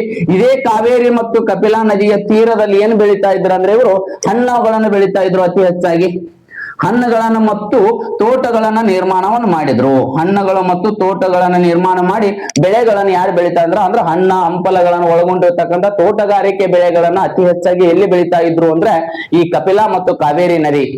ಕಾವೇರಿ ಮತ್ತು ಕಪಿಲಾ ನದಿಯ ತೀರದುದ್ದಕ್ಕೂ ಹಣ್ಣ ಹಂಪಲಗಳ ಒಳಗೊಂಡಿರ್ತಕ್ಕಂಥ ತೋಟಗಾರಿಕೆ ಬೆಳೆಗಳನ್ನ ಏನ್ ಮಾಡ್ತಾ ಇದ್ರು ಅಂದ್ರ ಈ ಗಂಗರ ಅರಸರು ಬೆಳೀತಿದ್ರು ಅಂತಕ್ಕಂಥದನ್ನ ನಮ್ಗೆ ಕೂಡ ಮಾಹಿತಿ ದೊರೀತದ. ಹಾಗಾಗಿ ಇವರು ಎಲ್ಲಾ ರೀತಿಯಾಗಿರ್ತಕ್ಕಂಥ ವ್ಯವಸ್ಥೆಯನ್ನು ಮಾಡಿದ್ರು. ಇವು ಕಪಿಲಾ ಮತ್ತು ಕಾವೇರಿ ನದಿಗೆ ಇವೇನ್ ಕಟ್ಟಿದಾರಲ್ಲ ಜಲಾಶಯಗಳು, ಇವು ಎಲ್ಲಿ ಬರ್ತಾವ್ರಿ ಅಂದ್ರೆ ವಸ್ತು ಜಲಾಶಯಗಳು ಎದರ ಹತ್ರ ಅಂದ್ರೆ ಈ ಬೆಂಗಳೂರಿನ ಹತ್ರ ಕಂಡು ಬರ್ತಾವ. ಇವೆಲ್ಲ ಬೆಂಗಳೂರಿನ ಹತ್ರ ಕಂಡು ಬರ್ತಕ್ಕಂಥ ಅಂದ್ರೆ ಬೆಂಗಳೂರಿಗೆ ಸಮೀಪದಲ್ಲಿ ಇರ್ತಕ್ಕಂಥ ಎಲ್ಲಾ ಜಲಾಶಯಗಳು, ಬೆಂಗಳೂರಿನ ಸಮೀಪದಲ್ಲಿ ಇರ್ತಕ್ಕಂಥ ಎಲ್ಲಾ ಜಲಾಶಯಗಳನ್ನ ನಾವು ನೋಡ್ತೀವಿ. ಎಲ್ಲಿ ಅಂದ್ರೆ ಇವೆಲ್ಲ ಜಲಾಶಯಗಳು ಅಲ್ಲೇ ಇರ್ತವೆ. ಮತ್ತು ಜೊತೆಗೆ ಇವರ ಆಡಳಿತದಲ್ಲಿ ಒಂದು ಅತ್ಯಂತ ದೊಡ್ಡದಾಗಿರ್ತಕ್ಕಂಥ ನೇಯ್ಗೆ ಅಂತಕ್ಕಂಥ ಒಂದು ಕೇಂದ್ರ ಇತ್ತು. ನೇಯ್ಗೆ ಅಂದ್ರ ಬೇರೆ ಬೇರೆ ಬಟ್ಟೆಗಳನ್ನ ನೇಯ್ತಕ್ಕಂಥ ನೇಯ್ಗೆ ಕೇಂದ್ರ ಅಂತ ಕರಿತೀವಿ. ಅದು ಎಲ್ಲಿ ಇತ್ತು ಅಂದ್ರೆ ವಿಜಯಪುರ. ವಿಜಯಪುರ ಅಂದ್ರೆ ಜಿಲ್ಲಾ ಕೇಂದ್ರ ವಿಜಯಪುರ ಅಲ್ಲ, ನಮ್ಮ ವಿಜಯಪುರ ಅಂದ್ರೆ ನಮ್ಮ ಜಿಲ್ಲೆ ಅಲ್ಲ. ವಿಜಯಪುರ ಅನ್ನತಕ್ಕಂಥದ್ದು ಮೈಸೂರು ಜಿಲ್ಲೆಯಲ್ಲಿ ಬರ್ತಕ್ಕಂಥ ಒಂದು ಸ್ಥಳ. ಮೈಸೂರು ಜಿಲ್ಲೆಯಲ್ಲಿ ಬರ್ತಕ್ಕಂಥ ಒಂದು ಸ್ಥಳ ರೀ ಅದು. ಆ ಮೈಸೂರಿನಲ್ಲಿ ಮೈಸೂರು ಜಿಲ್ಲೆ ಹತ್ರ ಬರ್ತಕ್ಕಂಥ ಈ ವಿಜಯಪುರ ಅನ್ನತಕ್ಕಂಥ ಒಂದು ನೇಯ್ಗೆ ಏನಾಗಿತ್ತು ದೊಡ್ಡದಾಗಿರ್ತಕ್ಕಂಥ ಕೇಂದ್ರ ಆಗಿತ್ತು. ಇದು ದೊಡ್ಡದಾಗಿರ್ತಕ್ಕಂಥ ನೇಯ್ಗೆಯ ಕೇಂದ್ರ ಯಾವ್ದಾಗಿತ್ತು ಅಂದ್ರೆ ಮೈಸೂರು ಜಿಲ್ಲೆಯಲ್ಲಿ ಬರ್ತಕ್ಕಂಥ ವಿಜಯಪುರ. ಆ ಮೈಸೂರು ಜಿಲ್ಲೆಯಲ್ಲಿ ಬರ್ತಕ್ಕಂಥ ವಿಜಯಪುರ ಅಂತಕ್ಕಂಥ ಒಂದು ಚಿಕ್ಕ ಹಳ್ಳಿ ಸ್ಥಳ ಏನಾಗ್ಯದ ಅಂದ್ರೆ ಅತ್ಯಂತ ಗಂಗರ ಕಾಲದಲ್ಲಿ ಇರ್ತಕ್ಕಂಥ ಒಂದು ದೊಡ್ಡದಾಗಿರ್ತಕ್ಕಂಥ ನೇಯ್ಗೆ ಕೇಂದ್ರ ಅಂತೇಳಿ ನಾವು ನೋಡ್ತೀವಿ. ಅಷ್ಟೇ ಅಲ್ಲ, ಇದು ವಿಜಯಪುರ ಅಂದ್ರೆ ಎದ್ರ ಹತ್ರ ಬರ್ತದ್ರಿ ಅಂದ್ರೆ ತಲಕಾಡು. ಗೊತ್ತಿರ್ಲಿ ನಿಮಗೆ ಗಂಗರ ರಾಜಧಾನಿ ಯಾವ್ದು ಅಂತ ಹೇಳಿದೀವಿ ನಾವು, ತಲಕಾಡು. ಹೌದಾ? ಆ ತಲಕಾಡಿನ ಹತ್ರ ಬರ್ತಕ್ಕಂಥ ನಿಮ್ಗೆ ಕ್ಲಿಯರ್ ಆಗಿ ಹೇಳ್ಬೇಕಂದ್ರೆ ಮೈಸೂರು ಜಿಲ್ಲೆಯ ತಲಕಾಡಿನ ಹತ್ರ ಬರುವಂತೂ ನಮ್ದು ಸ್ಥಳ ಯಾವ್ದಂದ್ರೆ ವಿಜಯಪುರ. ಮೈಸೂರು ಜಿಲ್ಲೆಯ ತಲಕಾಡಿನ ಹತ್ತಿರ ಬರ್ತಕ್ಕಂಥ ಒಂದು ಸ್ಥಳ ಯಾವ್ದು ವಿಜಯಪುರ. ಅದು ಗಂಗರ ಅತಿ ದೊಡ್ಡದಾಗಿರ್ತಕ್ಕಂಥ ನೇಯ್ಗೆಯ ಕೇಂದ್ರವಾಗಿತ್ತು. ಹಾಗಾದ್ರೆ ಗಂಗರ ಇದ್ರ ಕ್ವಶನ್ ಕೇಳಿದಾನೆ, ಗಂಗರ ನೇಯ್ಗೆ ಕೇಂದ್ರ ಯಾವ್ದಾಗಿತ್ತು ಅಂದ್ರೆ ವಿಜಯಪುರ ಅಂತಕ್ಕಂಥ ಸ್ಥಳ ಎಲ್ಲಿ ಬರ್ತಾನೆ ತಲಕಾಡಿನ ಹತ್ರ. ಯಾವ ಜಿಲ್ಲೆ ಅಂತ ಕೇಳಿದ್ರೆ ಮೈಸೂರು ಜಿಲ್ಲೆ ಅಂತ ನೆನಪಿರಲಿ ನಿಮಗೆ. ಹೀಗೆ ಇದೇ ರೀತಿಯಾಗಿರ್ತಕ್ಕಂಥ ಇವರ ಆಡಳಿತ ವ್ಯವಸ್ಥೆಯಲ್ಲಿ ಆರ್ಥಿಕತೆ ಅತ್ಯಂತ ಸಬಲವಾಗಿತ್ತು, ಅತ್ಯಂತ ಬಲಿಷ್ಠವಾಗಿತ್ತು. ಮತ್ತು ಇವ್ರು ಏನ್ ಮಾಡಿದ್ರು ಅಂತಂದ್ರೆ ತಾವು ಅಷ್ಟೇ ಅಲ್ಲದೇನೆ ಕೂಡ ಇವರು ಶಿಕ್ಷಣ ವ್ಯವಸ್ಥೆಗೂ ಅತ್ಯಂತ ಮಹತ್ವವನ್ನು ಕೊಟ್ಟಿದ್ರು. ಶಿಕ್ಷಣ ವ್ಯವಸ್ಥೆಯನ್ನ ತಮ್ಮದೇ ಆಗಿರ್ತಕ್ಕಂಥ ರೀತಿಯಲ್ಲಿ ಶಿಕ್ಷಣ ವ್ಯವಸ್ಥೆಯನ್ನು ಹೊಂದಿದ್ರು ಇವರು. ಇವರ ಶಿಕ್ಷಣ ವ್ಯವಸ್ಥೆಯನ್ನು ಕೂಡ ಒಂದು ವೈಶಿಷ್ಟ್ಯದಿಂದ ಕೂಡಿತ್ತು. ಎಲ್ಲ ಗೊತ್ತಿರ ಪ್ರಾಚೀನ ಕಾಲದಲ್ಲಿ ಎಲ್ಲ ಶಿಕ್ಷಣ ವ್ಯವಸ್ಥೆ ಹೇಗಿತ್ತು ಅಂದ್ರೆ ಗುರುಕುಲ ವ್ಯವಸ್ಥೆನೇ ಇತ್ತು. ಹಾಗೇನೆ ಗಂಗರ ಆಡಳಿತ ವ್ಯವಸ್ಥೆಯಲ್ಲಿ ಶಿಕ್ಷಣ ವ್ಯವಸ್ಥೆ ಏನಾಗಿತ್ತು ಅಂದ್ರೆ ಗುರುಕುಲ ವ್ಯವಸ್ಥೆ ಆಗಿತ್ತು. ಇವರ ಶಿಕ್ಷಣ ವ್ಯವಸ್ಥೆ ಏನಾಗಿತ್ತು ಅಂದ್ರ ಈ ಗುರುಕುಲ ವ್ಯವಸ್ಥೆಯನ್ನು ಹೊಂದಿತ್ತು. ಗುರುಕುಲ ಶಿಕ್ಷಣ ಪದ್ಧತಿಯನ್ನು ಹೊಂದಿದ್ರು ಇವರು. ಗುರುಕುಲ ಶಿಕ್ಷಣ ಪದ್ಧತಿಯನ್ನು ಹೊಂದಿದ್ರು. ಹಾಗಾದ್ರೆ ಇವರ ಆಡಳಿತದಲ್ಲಿ ಗುರುಕುಲ ವ್ಯವಸ್ಥೆಯನ್ನ ಹೊಂದಿರತಕ್ಕಂಥ ಶಿಕ್ಷಣ ವ್ಯವಸ್ಥೆ ಏನಾಗಿತ್ತು ಅಂತಂದ್ರೆ ಶಿಕ್ಷಣ ವ್ಯವಸ್ಥೆ ಎಲ್ಲೆಲ್ಲಿ ಶಿಕ್ಷಣ ನಡೀತಿದ್ರಿ? ಗುರುಕುಲ ವ್ಯವಸ್ಥೆ ಅಂತ ನಾವು ನೋಡಿದೀವಲ್ಲ, ಗುರುಕುಲ ವ್ಯವಸ್ಥೆ ಅಂತ ನೋಡಿದೀವಿ ಅಂದ್ರೆ ಎಲ್ಲೆಲ್ಲಿ ಶಿಕ್ಷಣ ನಡೀತಿತ್ರಿ? ಆಗ ನಾನು ಹೇಳಿದೀನಿ ನಿಮಗೆ ಯಾವತ್ತು ನಾನು ಹಿಂದಿನ ಕದಂಬರು ಮತ್ತು ಶಾತವಾಹನರ ಸಂದರ್ಭದಾಗ ಹೇಳಿದೀನಿ. ಏನ್ ಹೇಳಿದೀನಿ ಅಂದ್ರ ಗಂಟಿಸಾಲ ಅಂತಕ್ಕಂಥ ಪ್ರದೇಶ ಯಾವ ಪ್ರದೇಶಗಳಾಗಿದ್ದು ಅಂದ್ರ ಈ ಗಂಟಿಸಾಲದ ಗಂಟಿಕಾ ಸ್ಥಳ ಅಂತ ನೋಡ್ತೀವಿ. ಗಂಟಿಕಾ ಸ್ಥಳ, ಅಗ್ರಹಾರ, ಬ್ರಹ್ಮಪುರಿ ಜೊತೆಗೆ ಇನ್ನೊಂದು ಏನಾಗಿತ್ತು ಅಂದ್ರೆ ದೇವಾಲಯಗಳು, ಮಠಗಳು, ಇಲ್ಲೆಲ್ಲ ಏನಾಗ್ತಿತ್ತು ಅಂದ್ರ ಗುರುಕುಲ ಶಿಕ್ಷಣ ವ್ಯವಸ್ಥೆ ನಡೀತಾ ಇತ್ತು. ಈ ಸ್ಥಳಗಳಲ್ಲಿ ಎಲ್ಲಿ ಗಂಟಿಕಾ ಸ್ಥಳ, ಅಗ್ರಹಾರ, ಬ್ರಹ್ಮಪುರಿ, ದೇವಾಲಯ, ಮಠಗಳಲ್ಲಿ ಶಿಕ್ಷಣ ನಡೀತಿತ್ತು. ಇದೆಲ್ಲ ಗುರುಕುಲ ವ್ಯವಸ್ಥೆ ಆಗಿತ್ತು. ಈ ಪ್ರದೇಶಗಳಲ್ಲಿ ನಡೀತಿತ್ತು. ಆದ್ರೆ ಪ್ರಮುಖವಾಗಿರ್ತಕ್ಕಂಥ ಇವರ ಆಡಳಿತ ವ್ಯವಸ್ಥೆಯಲ್ಲಿ ಇರ್ತಕ್ಕಂಥ ಸ್ಥಳಗಳು ಇವೆಲ್ಲ ಯಾವ್ಯಾವ ಸ್ಥಳಗಳಿದಾವ ಅಂದ್ರೆ ಈ ಘಟಿಕಾ ಸ್ಥಳಗಳಾಗ್ಲಿ, ಅಗ್ರಹಾರಗಳಾಗ್ಲಿ, ಬ್ರಹ್ಮಪುರಿ ಆಗ್ಲಿ, ದೇವಾಲಯಗಳಾಗ್ಲಿ, ಮಠಗಳು. ಈ ಗಂಗರ ಕಾಲದಲ್ಲಿ ಯಾವ ಸ್ಥಳಗಳಿಗೆ ಇವೆಲ್ಲ ಕಂಡು ಬರ್ತಾವ್ರಿ ಅಂದ್ರೆ ನಾನೇನ್ ಹೇಳ್ತಾ ಇದ್ದೀನಿ, ಗುರುಕುಲ ವ್ಯವಸ್ಥೆ ಐತಿ ಅಂತ ಹೇಳಿದೀನಿ. ಗುರುಕುಲ ವ್ಯವಸ್ಥೆ ಅಂದ್ರೆ ಎಲ್ಲಿ ನಡೀತಿತ್ತು ಗುರುಕುಲ ಶಿಕ್ಷಣ? ಘಟಿಕಾ ಸ್ಥಳದಲ್ಲಿ ನಡೀತಿತ್ತು, ಅಗ್ರಹಾರದೊಳಗೆ ನಡೀತಾ ಇತ್ತು, ಬ್ರಹ್ಮಪುರಿ ಅಂತಕ್ಕಂಥದ್ರಲ್ಲಿ ಸ್ಥಳದಲ್ಲಿ ನಡೀತಿತ್ತು, ಮಠಗಳಲ್ಲಿ ನಡೀತಿತ್ತು, ದೇವಾಲಯಗಳು, ಮಠ ಮತ್ತು ದೇವಾಲಯಗಳು ನಡೀತಿತ್ತು. ಆದ್ರೆ ಇವು ಎಲ್ಲಿ ಕಂಡು ಬರ್ತಾವ್ರಿ ಅಂತಂದ್ರೆ ಅತ್ಯಂತ ಪ್ರಮುಖವಾಗಿರ್ತಕ್ಕಂಥ ತಲಕಾಡಿನೊಳಗೂ ಇವು ಕಂಡು ಬರ್ತಾವೆ. ತಲಕಾಡಿನೊಳಗೆ ಕಂಡು ಬರ್ತಾವೆ, ತಲಕಾಡಿನೊಳಗೆ. ಆಮೇಲೆ ಶ್ರೀರಂಗಪಟ್ಟಣದೊಳಗೆ ಕಂಡು ಬರ್ತಾವೆ, ಶ್ರೀರಂಗಪಟ್ಟಣದೊಳಗೆ ಕಂಡು ಬರ್ತಾವೆ. ಮತ್ತು ಅಷ್ಟೇ ಅಲ್ಲ, ಇದು ಇನ್ನೊಂದು ಎಲ್ಲಿ ಕಂಡು ಬರ್ತಾವ್ರಿ ಅಂತಂದ್ರೆ ಇವು ಬಂಕಾಪುರ ನೋಡ್ರಿ. ಯಾವ ಸ್ಥಳ ಇವು? ಶಿಕ್ಷಣ ವ್ಯವಸ್ಥೆ ನಡೆದ ಈ ಸ್ಥಳಗಳು. ಆದ್ರೆ ಇವು ಎಲ್ಲಿ ಕಂಡು ಬರ್ತಾವ ಅಂದ್ರೆ ಪ್ರಮುಖವಾದಂತ ಕೇಂದ್ರಗಳು ಎಲ್ಲೆಲ್ಲ ಅಂದ್ರೆ ತಲಕಾಡು, ಆಮೇಲೆ ಶ್ರೀರಂಗಪಟ್ಟಣ, ಆಮೇಲೆ ಬಂಕಾಪುರ. ತಲಕಾಡು ಅಂದ್ರೆ ಗಂಗರ ರಾಜಧಾನಿ. ತಲಕಾಡಿನೊಳಗೆ ಕಂಡು ಬರ್ತಾವೆ ಮತ್ತು ಶ್ರೀರಂಗಪಟ್ಟಣದೊಳಗೆ, ಬಂಕಾಪುರದೊಳಗೆ ಇವೆಲ್ಲ ಕಂಡು ಬರ್ತಾವೆ. ಇಲ್ಲಿ ಶಿಕ್ಷಣ ವ್ಯವಸ್ಥೆ ನಡೀತಿತ್ತು. ಅದು ಯಾವ ಪದ್ಧತಿ ಇತ್ತಂದ್ರೆ ಗುರುಕುಲ ಶಿಕ್ಷಣ ಪದ್ಧತಿ. ಇದು ಯಾರ್ದು ಅಂದ್ರೆ ಈ ಗಂಗರ ಕಾಲದಲ್ಲಿ ನಡೀತಕ್ಕಂಥ ಶಿಕ್ಷಣ ವ್ಯವಸ್ಥೆ. ಜೊತೆಗೆ ಇವರ ಆಡಳಿತದಲ್ಲಿ ಜೈನ ಧರ್ಮ ಏನಾಗಿತ್ತು ಅಂತಂದ್ರೆ ರಾಜ್ಯಾಶ್ರಯ ಪಡೆದಿತ್ರಿ. ಇದು ವೆರಿ ಒಂದು ಇಂಪಾರ್ಟೆಂಟ್. ರಾಜ್ಯಾಶ್ರಯ ಪಡೆದಿತ್ತು. ಯಾರ ಕಾಲದಲ್ಲಿ ಅಂದ್ರೆ ಜೈನ ಧರ್ಮ ಗಂಗರ ಕಾಲಾವಧಿಯಲ್ಲಿ ರಾಜ್ಯಾಶ್ರಯ ಏನ್ ಪಡೆದಿತ್ತು ಅಂದ್ರೆ ಈ ಜೈನ ಧರ್ಮ ಪಡೆದಿತ್ತು. ಅಂದ್ರೆ ಅದಕ್ಕೆ ನಾನು ಹೇಳಿದ್ದೀನಿ ನಿಮಗೆ, ಅತಿ ಪ್ರಮುಖವಾಗಿ ಜೈನರನ್ನ ಬೆಂಬಲ ಕೊಡ್ತಕ್ಕಂಥವ್ರು ಯಾರಾಗಿದ್ರು ಅಂದ್ರೆ ಈ ಗಂಗಾ ಅರಸರಾಗಿದ್ರು. ಹಾಗಾಗಿನೇ ಇವರ ಗುರುಗಳು ಕೂಡ ಯಾರಾಗಿದ್ರು ಅಂದ್ರೆ ಜೈನರೇ. ಆ ಕಾರಣಕ್ಕಾಗಿ ಅತಿ ಹೆಚ್ಚು ಜೈನ ಧರ್ಮಕ್ಕೆ ಪ್ರೋತ್ಸಾಹ ಕೊಟ್ಟಂತವ್ರು. ಅದಕ್ಕೆ ರಾಜ್ಯಾಶ್ರಯ ಪಡೆದಿತ್ತು. ಜೊತೆಗೆ ಇವೆಲ್ಲ ಶಿಕ್ಷಣ ವ್ಯವಸ್ಥೆ ಇವರ ಧರ್ಮಕ್ಕೆ, ಯಾವ ಧರ್ಮಕ್ಕೆ ಅತಿ ಹೆಚ್ಚಾಗಿ, ವೈದಿಕೀಯ ಧರ್ಮವನ್ನ ಬಿಟ್ರೆ ಅತಿ ಹೆಚ್ಚಾಗಿ ಯಾವ ಧರ್ಮಕ್ಕೆ ರಾಜ್ಯಾಶ್ರಯ ಕೊಟ್ಟಿದ್ರು ಅಂದ್ರೆ ಜೈನ ಧರ್ಮಕ್ಕೆ. ಅತಿ ಪ್ರಮುಖವಾಗಿರ್ತಕ್ಕಂಥ ಧರ್ಮ ಅಂತೇಳಿ ಅವರು ಸ್ವೀಕಾರವನ್ನು ಮಾಡ್ಕೊಳ್ತಾ ಇದ್ರು. ಅದು ರಾಜ್ಯಾಶ್ರಯ ಧರ್ಮವನ್ನಾಗಿ ಮಾಡಿದಂತವ್ರು ಯಾರು ಅಂದ್ರೆ ಗಂಗರ ಕಾಲದಲ್ಲಿ ಜೈನರಿಗೆ ಅತ್ಯಂತ ಉನ್ನತ ಸ್ಥಾನವನ್ನ ಕೊಟ್ಟಿದ್ರು ಅಂತಕ್ಕಂಥದನ್ನ ನಾವು ನೋಡ್ತಾ ಹೋಗ್ತೀವಿ. ಇನ್ನ ಈ ಗಂಗರ ಕಾಲದ ಒಂದು ಸಾಹಿತ್ಯ ಅಂತ ನಾವು ನೋಡ್ತಾ ಇದ್ದೀವಿ. ಗಂಗರ ಕಾಲದ ಸಾಹಿತ್ಯ ಅಂದ್ರೆ ನಾನು ಅವಾಗಲೇ ಹೇಳಿದ ಹಾಗೆ ನಿಮಗೆ ಗಂಗರಿಗೆ ಅತಿ ಹೆಚ್ಚು ಏನ್ ಮಾಡಿದ್ರು, ಗಂಗರ ಅರಸರು ಎಲ್ಲಾ ಕವಿಗಳಿಗೆ ಆಶ್ರಯವನ್ನ ಕೊಟ್ಟಿದ್ರು. ಗಂಗರ ಅರಸರು ಕವಿಗಳಿಗೆ ಆಶ್ರಯವನ್ನ ಕೊಟ್ಟಿದ್ದಕ್ಕಾಗಿ ಏನ್ ಮಾಡ್ತಾ ಇದ್ರು ಅಂತಂದ್ರೆ ಇವರು ಅನೇಕ ಕವಿಗಳು ಇವರ ಆಶ್ರಯದಲ್ಲಿ ಏನ್ ಮಾಡಿದ್ರು ಅಂದ್ರ ಈ ಕೃತಿಯನ್ನ ರಚನೆ ಮಾಡಿದ್ರು. ಅನೇಕ ಕೃತಿಗಳನ್ನ ಅನೇಕ ಕಾವ್ಯಗಳನ್ನ ಏನ್ ಮಾಡಿದ್ರು ಅಂದ್ರ ರಚನೆಗಳನ್ನ ಯಾರು ಮಾಡಿದ್ರು ಅಂದ್ರ ಈ ಗಂಗರ ಅರಸರ ಆಡಳಿತದಲ್ಲಿರುವಂತ ಕವಿಗಳು. ಅನೇಕ ಕವಿಗಳೇ ಆಶ್ರಯವನ್ನ ಕೊಟ್ಟಿದ್ರು.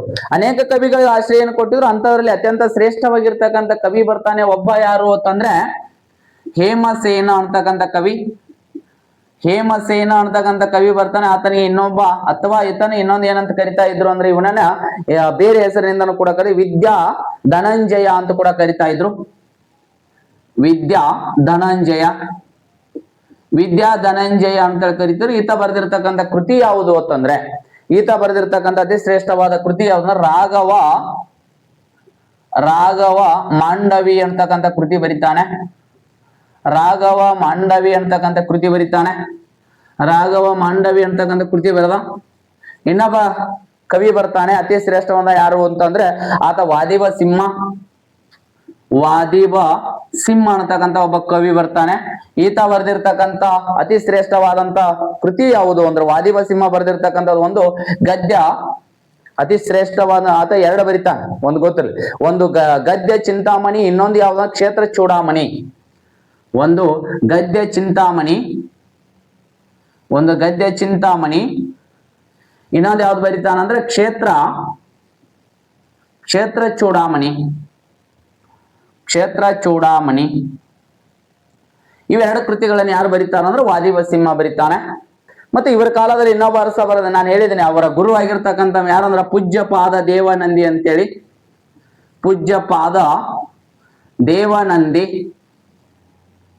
ಪೂಜ್ಯಪಾದ ದೇವನಂದಿ ಬರೆದಿರ್ತಕ್ಕಂಥದ್ದು ಯಾವ್ದು ಅಂದ್ರೆ ಶಬ್ದಾವತಾರ ಶಬ್ದಾವತಾರ ಅಂತಕ್ಕಂಥ ಕೃತಿಯನ್ನು ಬರೀತಾನೆ. ಶಬ್ದಾವತಾರ ಬರ್ದಿದ್ದು ಯಾರು ಅಂದ್ರೆ ದೇವನಂದಿ ಅಂತಕ್ಕಂಥದ್ದು. ಆತ ಯಾರಂದ್ರೆ ಪೂಜ್ಯಪಾದ ದೇವನಂದಿ. ನಂತರ ಬರ್ತಕ್ಕಂಥ ಯಾರಂದ್ರೆ ನೇಮಿಚಂದ್ರ. ನೇಮಿಚಂದ್ರ ಅಂತಕ್ಕಂಥ ಒಬ್ಬ ಕವಿ. ಈ ನೇಮಿಚಂದ್ರ ಬರೆದಿರ್ತಕ್ಕಂಥ ಶ್ರೇಷ್ಠವಾದದ್ದು ಯಾವ್ದಂದ್ರ ತ್ರಿಲೋಕ ಸಾರ. ತ್ರಿಲೋಕ ಸಾರ ಅಂತಕ್ಕಂಥ ಕೃತಿಯನ್ನ ಯಾರು ಬರೀತಾರೋ ಅಂದ್ರ ಈ ನೇಮಿಚಂದ್ರ. ಇನ್ನ ಭಾರವಿ ಬರೆದಿರ್ತಕ್ಕಂಥ ಕೃತಿ ಎಲ್ಲ ಬರ್ಕೋ ಚೆನ್ನಾಗೆ. ಭಾರವಿ ಬರೆದಿರ್ತಕ್ಕಂಥ ಕೃತಿ ಯಾವ್ದಂದ್ರೆ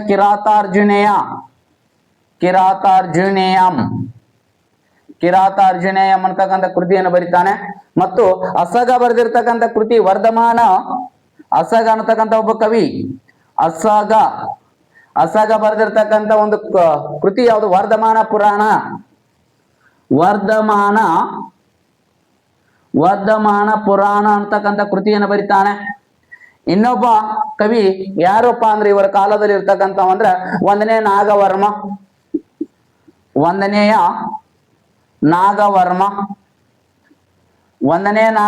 ಬರೆದಿರ್ತಕ್ಕಂಥ ಕೃತಿ ಯಾವುದು ಚಂದೋಬುದಿ. ಒಂದನೇ ನಾಗವರ್ಮ ಬರೆದಿರ್ತಕ್ಕಂಥ ಕೃತಿ ಯಾವ್ದಂದ್ರ ಚಂದೋಬುದಿ. ಒಂದನೇ ನಾಗವರ್ಮ ಬರೆದಿರುವಂತ ಕೃತಿ ಯಾವ್ದಂದ್ರ ಚಂದೋಬುದಿ ಅನ್ನತಕ್ಕಂಥ ಕೃತಿ ಬರೀತಾನೆ. ಇನ್ನು ನೆಕ್ಸ್ಟ್ ಬಂದಂತ ಒಬ್ಬ ಕವಿ ಯಾರ ಚಾವುಂಡರಾಯ. ಇವರ ಪ್ರಧಾನಿ ಚಾವುಂಡರಾಯ. ಈತ ಬರೆದಿದ್ದಂತ ಕೃತಿ ಎರಡು ಬರಿತಾವೆ. ಒಂದು ಚಾವುಂಡರಾಯ ಪುರಾಣ.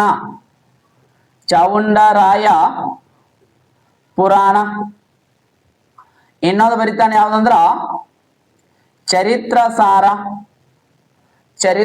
ಅಂತಕ್ಕಂಥ ಚಾವುಂಡರಾಯ ಎರಡು ಕೃತಿಗಳನ್ನ ಬರೀತಾನೆ. ಜೊತೆಗೆ ಇವರ ಆಡಳಿತದಲ್ಲಿ ಇರ್ತಕ್ಕಂಥ ಇನ್ನೊಬ್ಬ ಶ್ರೇಷ್ಠವಾದಂತ ಕವಿ ಯಾರಾಗಿದ್ರು ಅಂದ್ರ ಗುಣವರ್ಮ. ಈ ಗುಣವರ್ಮ ಬರೆದಿರ್ತಕ್ಕಂಥ ಒಂದು ಕೃತಿ ಯಾವುದು ಅಂದ್ರೆ ಗುಣವರ್ಮನ ಕೃತಿ ಯಾವ್ದಂದ್ರೆ ಎರಡು ಬರ್ತಾವ ಇವನು ಕೂಡ. ಒಂದು ಶೂದ್ರಕ ಎರಡನೇದು ಯಾವ್ದಂದ್ರೆ ಹರಿವಂಶ. ಒಂದು ಶೂದ್ರಕ ಇನ್ನೊಂದು ಯಾವ್ದಂದ್ರೆ ಹರಿವಂಶ ಅಂತಕ್ಕಂಥ ಒಂದು ಶೂದ್ರಕ ಹರಿವಂಶ. ಶೂದ್ರಕ ಒಂದಾದ್ರೆ ಇನ್ನೊಂದು ಯಾವ್ದಂದ್ರೆ ಹರಿವಂಶ ಅಂತಂದ್ರೆ ಗುಣವರ್ಮನ ಎರಡು ಶ್ರೇಷ್ಠವಾದಂತ ಕೃತಿಗಳು ಅಂತೇಳಿ ನಾವು ನೋಡ್ತೀವಿ. ಇನ್ನೊಬ್ಬ ಬರ್ತಾನೆ ಯಾರಂದ್ರೆ ವೀರನಂದಿ ಅಂತಕ್ಕಂಥ ಒಬ್ಬ ಕವಿ ಬರ್ತಾನೆ. ಆ ವೀರನಂದಿ ಬರೆದಿರ್ತಕ್ಕಂಥ ಕೃತಿ ಯಾವುದು ಅಂತಂದ್ರೆ ಚಂದ್ರಪ್ರಭಾ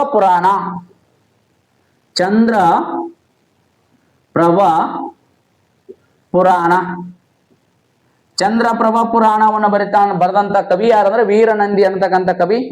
ಇನ್ನ ಇವರ ಅರಸರು ಆಗಿದ್ರು, ಕವಿನೂ ಆಗಿರ್ತಕ್ಕಂಥ ಶ್ರೇಷ್ಠ ಗಂಗರ ಅರಸರು ಆಗಿದ್ರು, ರಾಜನೂ ಆಗಿದ್ದ, ಆತ ಕವಿನೂ ಆಗಿದ್ದ. ಅದ್ರೊಳಗೆ ಅತಿ ಶ್ರೇಷ್ಠವಾಗಿರ್ತಕ್ಕಂಥವ್ರು ಯಾರು ಅಂದ್ರ ಒಂದನೇ ಮಾಧವ ಅಂತಕ್ಕಂಥ ಒಬ್ಬ ಅರಸನು ಇದ್ದ. ಈತ ಒಂದು ಕವಿನೂ ಆಗಿದ್ದ, ಒಂದು ಶ್ರೇಷ್ಠವಾದ ಕೃತಿ ಬರೀತಾನೆ. ಆತ ಬರೆದಿರ್ತಕ್ಕಂಥ ಒಂದನೇ ಮಾಧವ ಬರೆದಿರ್ತಕ್ಕಂಥದ್ದು ಯಾವ್ದಾರ ದಂತಕ ಸೂತ್ರ ವೃತ್ತಿ. ಇದನ್ನ ಹಿಂದೂ ನಾನು ಹೇಳಿದ್ದೀನಿ ನಿಮಗೆ ನೋಡ್ರಿ. ಒಂದನೇ ಮಾಧವ ದಂತಕ ಸೂತ್ರ ವೃತ್ತಿ ಅಂತಕ್ಕಂಥ ಕೃತಿಯನ್ನು ಬರೀತಾನೆ ಒಂದನೇ ಮಾಧವ. ದಂತಕ ಸೂತ್ರ ವೃತ್ತಿ ಬರೆದವ ಯಾರಂದ್ರೆ ಒಂದನೇ ಮಾಧವ. ಅರಸನೂ ಆಗಿದ್ದ, ಕವಿನೂ ಆಗಿದ್ದ. ಹಾಗೇನೆ ಇನ್ನೊಬ್ಬ ಇದ್ದ, ಅರಸನೂ ಹೌದು, ಕವಿನೂ ಹೌದು. ಆತ ಯಾರಂದ್ರೆ ಸ್ತ್ರೀ ಪುರುಷ. ಈತ ಬರ್ದಿದ್ ಯಾವುದು ಅಂತಂದ್ರೆ ಸ್ತ್ರೀ ಪುರುಷ ಬರೆದಂತ ಕೃತಿ ಯಾವುದಂದ್ರೆ ಗಜಶಾಸ್ತ್ರ. ಈತ ಬರ್ದಿದ್ ಯಾವ್ದಂದ್ರೆ ಗಜಶಾಸ್ತ್ರ. ಆಮೇಲೆ ಇನ್ನೊಬ್ಬ ಯಾರಂದ್ರೆ ಎರಡನೇ ಶಿವಮಾರ ಬರೆದಿರ್ತಕ್ಕಂಥ ಕೃತಿಗಳು ಬಹಳ ಬರ್ತಾವೆ. 3 ಬರ್ತಾವೆ ಈತನ ಕೃತಿಗಳು. ಎರಡನೇ ಶಿವಮಾರ ಬರೆದಿರ್ತಕ್ಕಂಥ ಕೃತಿಗಳು 3 ಬರ್ತಾವೆ. ಎರಡನೇ ಶಿವಮಾರ ಬರೆದಿದ್ದು ಒಂದು ಯಾವ್ದಂದ್ರೆ ಗಜಾಷ್ಟಕ.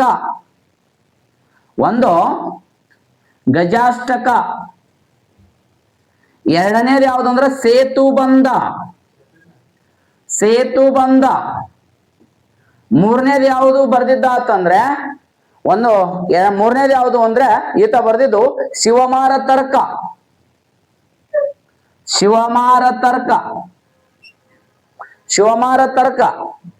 ಒಂದು ಗಜಾಷ್ಟಕ, ಎರಡನೇ ಸೇತುಬಂಧ, ಮೂರನೇದು ಯಾವ್ದಂದ್ರ ಶಿವಮಾರ ತರ್ಕ ಅನ್ನತಕ್ಕಂಥ ಕೃತಿಗಳನ್ನ 3 ಕೃತಿಗಳನ್ನ ಯಾರು ಬರೀತಾರೋ ಅಂತಂದ್ರೆ ಈ ಎರಡನೇ ಶಿವಮಾರ ಬರೀತಾನ. ಇವರ ಆಡಳಿತದಲ್ಲಿ ಇರ್ತಕ್ಕಂಥ ಇವೆಲ್ಲ ಸಾಹಿತ್ಯ ಅಂತೇಳಿ ನಾವು ನೋಡ್ತೀವಿ, ಕವಿಗಳನ್ನ ನಾವು ನೋಡ್ತಾ ಹೋಗ್ತೀವಿ. ಇವರೆಲ್ಲ ಇವರ ಆಡಳಿತದಲ್ಲಿರುವಂತ ಶ್ರೇಷ್ಠವಾದಂತ ಕವಿಗಳು ಅಂತೇಳಿ ನಾವು ನೋಡ್ತೀವಿ. ಇನ್ನ ಇವರ ಆಡಳಿತದಲ್ಲಿ ಬರುವಂತ ಅತಿ ಶ್ರೇಷ್ಠವಾಗಿರ್ತಕ್ಕಂಥದ್ದು ಯಾವುದು ಅಂದ್ರೆ ಕಲೆ ವಾಸ್ತುಶಿಲ್ಪ. ಕಲೆ ವಾಸ್ತುಶಿಲ್ಪ ಅಂದ್ರೆ ಬರೀ ಇವರ ದೇವಾಲಯಗಳನ್ನ ಮಸೀದಿಗಳನ್ನ ನಿರ್ಮಾಣ ಮಾಡಿದ್ದಾರೆ. ಹಾಗಾದ್ರೆ ಇವರ ಕಾಲಾವಧಿಯಲ್ಲಿ ನಿರ್ಮಾಣಗೊಂಡಿರ್ತಕ್ಕಂಥ ಅತಿ ಪ್ರಮುಖವಾಗಿರ್ತಕ್ಕಂಥ ದೇವಾಲಯಗಳ ಕಲೆ ವಾಸ್ತುಶಿಲ್ಪವನ್ನು ನೋಡಿದಾಗ ಇವರ ಆಡಳಿತದಲ್ಲಿರುವಂತ ಕಲೆ ಮತ್ತು ವಾಸ್ತುಶಿಲ್ಪವನ್ನು ನೋಡಿದಾಗ ಎಲ್ಲೆಲ್ಲಿ ಬರ್ತದ್ರಿ ಇವರ ಕಲೆ ವಾಸ್ತುಶಿಲ್ಪ ಕದಂಬರ ಮತ್ತು ಪಲ್ಲವರ ಶೈಲಿಯ ಮಿಶ್ರಣ ಹೊಂದಿರತಕ್ಕಂಥದ್ದು. ಕದಂಬ ಮತ್ತು ಪಲ್ಲವರ ಶೈಲಿಯ ದೇವಾಲಯಗಳನ್ನ ಈ ಗಂಗರು ಏನ್ ನಿರ್ಮಾಣ ಮಾಡಿದಾರಲ್ರಿ ದೇವಾಲಯಗಳನ್ನ, ಅದು ಕದಂಬರು ಮತ್ತು ಪಲ್ಲವರ ಶೈಲಿಯನ್ನು ಒಳಗೊಂಡಂತ ಮಿಶ್ರಣ ಲಕ್ಷಣಗಳು ಒಳಗೊಂಡಂತ ದೇವಾಲಯಗಳು ಎಲ್ಲಿ ಕಂಡು ಬರ್ತಾವ? ಗಂಗರ ದೇವಾಲಯಗಳು. ಯಾರ್ಯಾರು ಮಿಶ್ರಣ ಮಾಡ್ಕೊಂಡಿದ್ದಾರೆ ಅಂದ್ರೆ ಇವರು ಕದಂಬರು ಮತ್ತು ಪಲ್ಲವರ ದೇವಾಲಯಗಳ ಮಿಶ್ರಣವೇ ಈ ಗಂಗರ ದೇವಾಲಯಗಳ ಲಕ್ಷಣಗಳಾಗ್ಯದ. ಅದಕ್ಕಾಗಿನೇ ಈ ಗಂಗರು ಅನೇಕ ದೇವಾಲಯಗಳ ನಿರ್ಮಾಣ ಮಾಡ್ತಾರೆ. ಮತ್ತು ಇವರ ದೇವಾಲಯಗಳಲ್ಲಿ ಏನಾಗ್ಯದ್ರಿ ಅಂದ್ರೆ, ಯಾರ ದೇವಾಲಯ ಅಂದ್ರೆ ಗಂಗರ ದೇವಾಲಯಗಳು. ಈ ದೇವಾಲಯಗಳಿರುವಂತ 2 ಕಂಬಗಳ ನಡುವೆ, ಪ್ರತಿ ದೇವಾಲಯದ 2 ಕಂಬಗಳ ನಡುವೆ ಏನು ಕೆತ್ತನೆ ಮಾಡ್ಯಾರ ಅಂದ್ರೆ ಸಿಂಹದ ಕೆತ್ತನೆ ಮಾಡಿದ್ದಾರೆ ಅವರು. ಸಿಂಹದ ಕೆತ್ತನೆ ಅದು ಕಾಣ್ತದ. ಮತ್ತು ಈ ದೇವಾಲಯಗಳ ಗೋಪುರ ಏನಾಗ್ಯದ ಅಂದ್ರೆ, ಈ ದೇವಾಲಯಗಳ ಗೋಪುರ ಪಿರಾಮಿಡ್ಡಿನ ಆಕಾರವನ್ನು ಹೊಂದಿವೆ.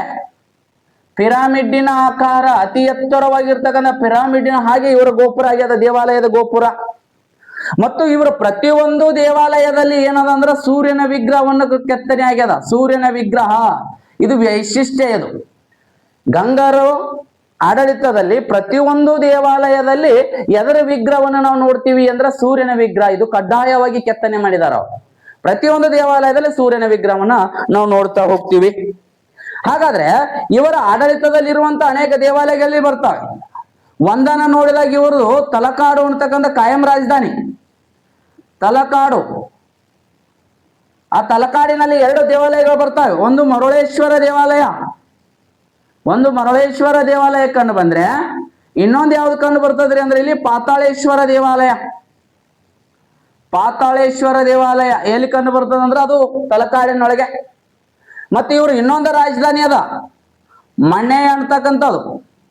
ಈ ಮಣ್ಣಯ್ಯ ಅಂತಕ್ಕಂಥದ್ದು ಇವರು ಇನ್ನೊಂದು ರಾಜಧಾನಿಯಲ್ಲಿ ಅಲ್ಲಿ ಕಂಡು ಬರುವಂತ ದೇವಾಲಯಗಳು 2. ಒಂದು ಕಪಿಲೇಶ್ವರ ದೇವಾಲಯ. ಯಾವ್ದ್ರಿ? ಒಂದು ಕಪಿಲೇಶ್ವರ ದೇವಾಲಯ, ಇನ್ನೊಂದು ಯಾವ್ದು? ಅರಕೇಶ್ವರ ದೇವಾಲಯ. ಒಂದು ಕಪಿಲೇಶ್ವರ ದೇವಾಲಯ, ಇನ್ನೊಂದು ಯಾವ್ದಂದ್ರ ಅರಕೇಶ್ವರ ದೇವಾಲಯ. ಒಂದು ಕಪಿಲೇಶ್ವರ ದೇವಾಲಯ, ಇನ್ನೊಂದು ಅರಕೇಶ್ವರ ದೇವಾಲಯ ಕಂಡು ಬರುತ್ತದೆ ಮಣ್ಣೆ ಒಳಗೆ.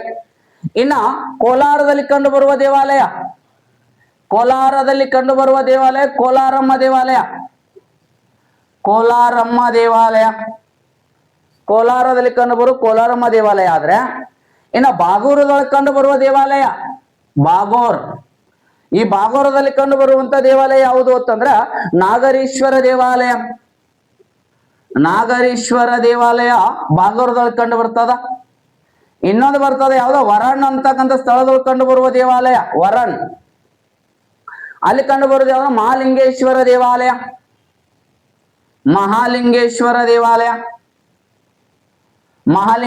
ದೇವಾಲಯ ವರಣದೊಳಗೆ ಕಂಡು ಬಂದ್ರೆ, ಇನ್ನೂ ಒಂದು ಸ್ಥಳ ಬರ್ತದ ಅತಿ ಶ್ರೇಷ್ಠವಾದಂತದ್ದು ಯಾವ್ದಂದ್ರ ನಂದಿ ದೇವಾಲಯ. ನಂದಿ ಅಂತಕ್ಕಂಥ ಸ್ಥಳದೊಳಗೆ ಅಲ್ಲಿ ಕಂಡು ಬರುವಂತ ದೇವಾಲಯ ಯಾವ್ದಂದ್ರೆ ಭೋಗನಂದೀಶ್ವರ ದೇವಾಲಯ. ಭೋಗನಂದೀಶ್ವರ ದೇವಾಲಯ ಕಂಡು ಬರುವುದು ಎಲ್ಲಿ ಅಂದ್ರೆ ನಂದಿ ಅಂತಕ್ಕಂಥ ಸ್ಥಳದೊಳಗೆ. ಇನ್ನೊಂದು ಬರ್ತದೆ ಯಾವ ಸ್ಥಳ ಅಂದ್ರೆ ನರಸಮಂಗಲದಲ್ಲಿ ಕಂಡು ಬರುವಂತ ದೇವಾಲಯ ಯಾವುದು ಅಂತಂದ್ರೆ, ನರಸಮಂಗಲದಲ್ಲಿ ಕಂಡು ಬರುವಂತ ಅತಿ ಶ್ರೇಷ್ಠವಾದಂತ ದೇವಾಲಯ ಯಾವ್ದಾರ ರಾಮಲಿಂಗೇಶ್ವರ ದೇವಾಲಯ. ಇಲ್ಲಿ 2 ಬರ್ತಾವ.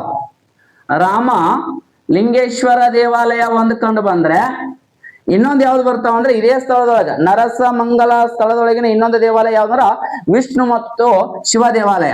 ಶಿವ ಮತ್ತು ವಿಷ್ಣು ದೇವಾಲಯಗಳು ಕೂಡ ಕಂಡು ಬರ್ತವೆ. ಶಿವ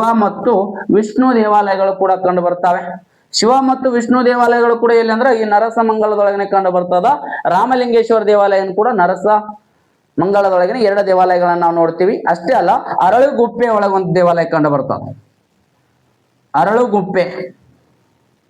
ಈ ಅರಳುಗುಪ್ಪೆ ಒಳಗೆ ಒಂದು ದೇವಾಲಯ ಅದ ರೀ, ಅತಿ ಶ್ರೇಷ್ಠವಾದಂತ ದೇವಾಲಯ. ಆ ದೇವಾಲಯ ಯಾವ್ದಂದ್ರೆ ಕಲ್ಲೇಶ್ವರ ದೇವಾಲಯ. ಯಾವುದು ಅಂದ್ರೆ ಕಲ್ಲೇಶ್ವರ ದೇವಾಲಯ. ಕಲ್ಲೇಶ್ವರ ದೇವಾಲಯ ಕೂಡ ಎಲ್ಲಿ ಅಂದ್ರೆ ಅರಳುಗುಂಪೆ ಒಳಗೆ. ನೀವೆಲ್ಲ ಮುಂದೆ ದೇವಾಲಯಗಳ ಹಚ್ಕೋರಿ, ನನ್ನ ಹೆಂಗ್ ಬರ್ತೀನಿ ಹಂಗ ಬರೆಯಕ್ ಹೋಗ್ಬೇಡ್ರಿ. ಮುಂದೆಲ್ಲ ದೇವಾಲಯ ದೇವಾಲಯ ಅಂತ ಹಚ್ಬೇಕು, ನೀವು ಬರೀಕೋಬೇಕಾದ್ರ ಮುಂದೆ ದೇವಾಲಯ ದೇವಾಲಯ ಅಂತ ಬರ್ಕೋಬೇಕು ನೀವು. ಅರಳುಗುಂಪೆ ಒಳಗೆ ಬರೋದು ಯಾವ್ದು ಕಲ್ಲೇಶ್ವರ ದೇವಾಲಯ. ಇನ್ನ ಅತಿ ಶ್ರೇಷ್ಠವಾಗಿರ್ತಕ್ಕಂಥದ್ದು ಯಾವುದ್ರಿ ಅಂದ್ರ ಈ ಶ್ರವಣ ಬೆಳಗೊಳ ಅಂತ ನಾವು ನೋಡಿದೀವಿ. ಶ್ರವಣ ಬೆಳಗೊಳ. ಈ ಶ್ರವಣ ಬೆಳಗೊಳದೊಳಗೆ ಏನಂದ್ರ 14 ಬಸೀದಿಗಳು ಕಂಡು ಬರ್ತಾವ್ರಿ.